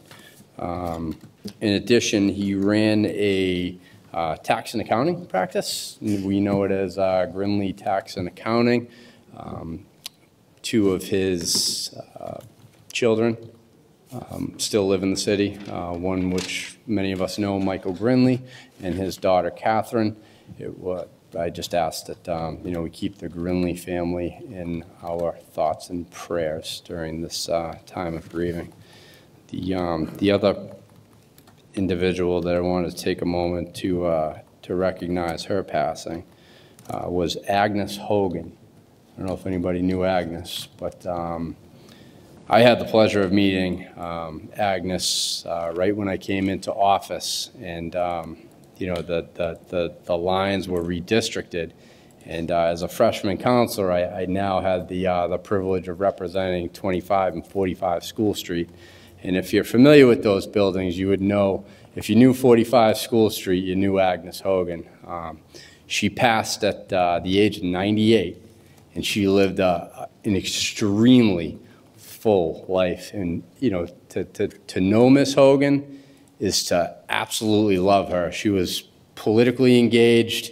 She worked on many campaigns throughout her time. She gave me the ceremonial pop quiz when I first came into the building, and just an absolute love. We our friendship grew. She came to know, my family, and she was just an absolute love. And I remember this vividly about a year ago in the summertime. So the backside of School Street.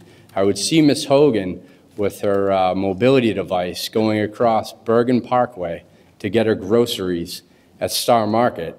And I remember saying to her, Agnes, maybe you shouldn't be doing that in the middle of a weekend day. And she said, sweetie, it's not going to come to you. You got to go get it. And I just think about her, and she epitomized what it means to not let obstacles get in your way at any point in your life. And just like I said, a tremendous human being. I feel very fortunate to have known Miss Hogan, and I asked the body to keep her and her family in our thoughts and prayers during this sad time for them. Any other presentations of petitions, memorials, or remonstrances? Okay, seeing none. Oh, yes, sir. Sorry. We going to you? Yep, sure. Thank you, Mr. Chairman. Just, the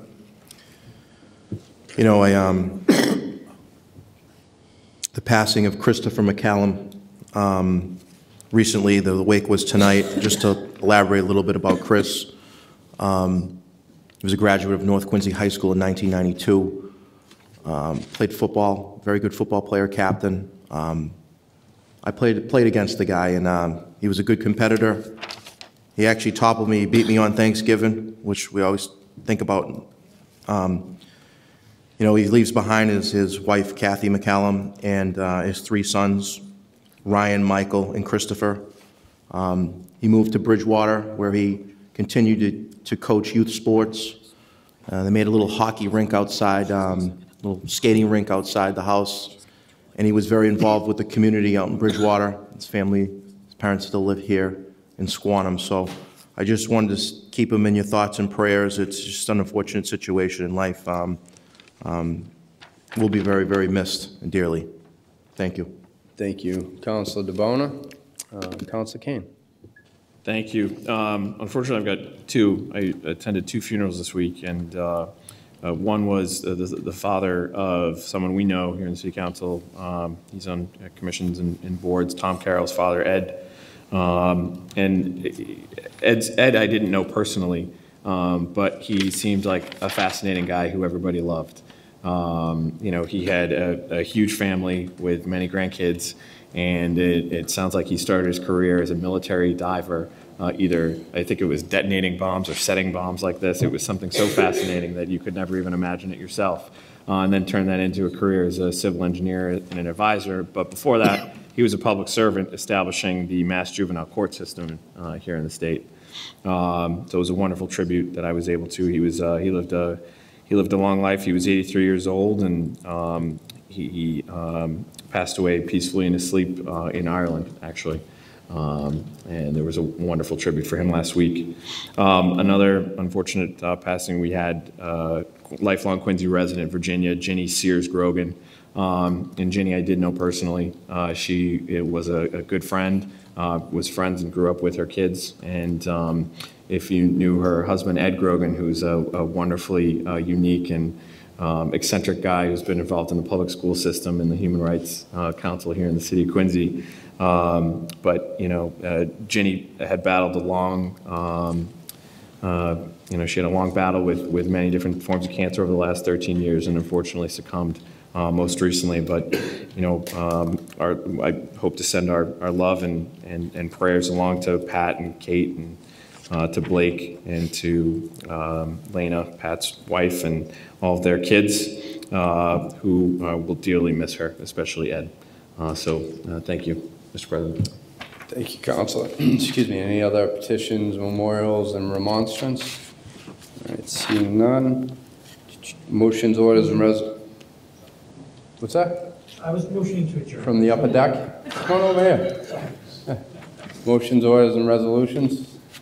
Seeing none. All right, so we have schedule of committee meetings and public hearings. Our next regularly scheduled city council meeting is February 25th Council Palmucci, I have slotted in here an oversight committee meeting at 6:30. Is that your intention, sir?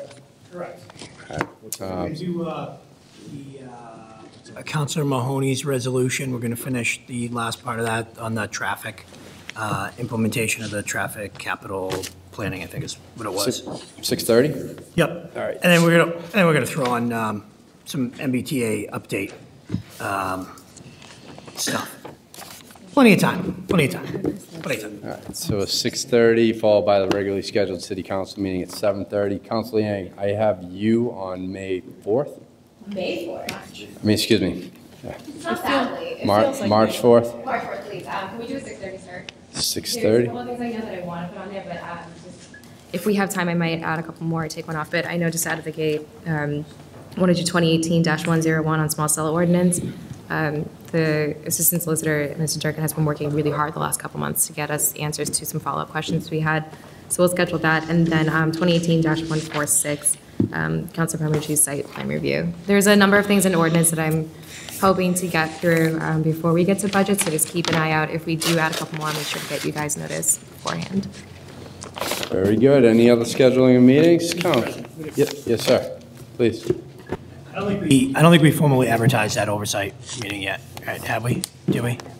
We haven't done it yet, right? No.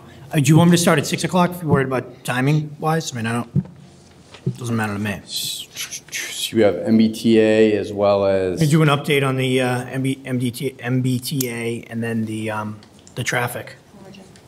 The traffic projects, which we've already done. We already had a meeting on it. We just had one. But you need buy-in from the MBTA, correct? I wasn't listening to you. What? To come and present?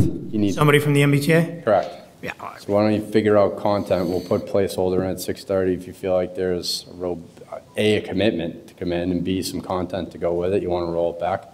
I'll leave that discretion at you, but the placeholder's there for you. Sure. Okay. No, I'm just saying, do you want me to go 6 instead of 6:30? It's not my meeting. Oh. It will be your meeting that I bump up against if Could be. I go long, so. All right, 6:30 is fine. Yeah, I'm flexible. Doesn't matter to me. I'm here for you. Okay. All right. I'll talk to Jen. We She's good? the boss. All right. All right. Skip. Any other God bless you. Schedule meetings? With that, I would entertain. Motion to adjourn. Motion to adjourn. So moved. City council meeting closed at 8:52.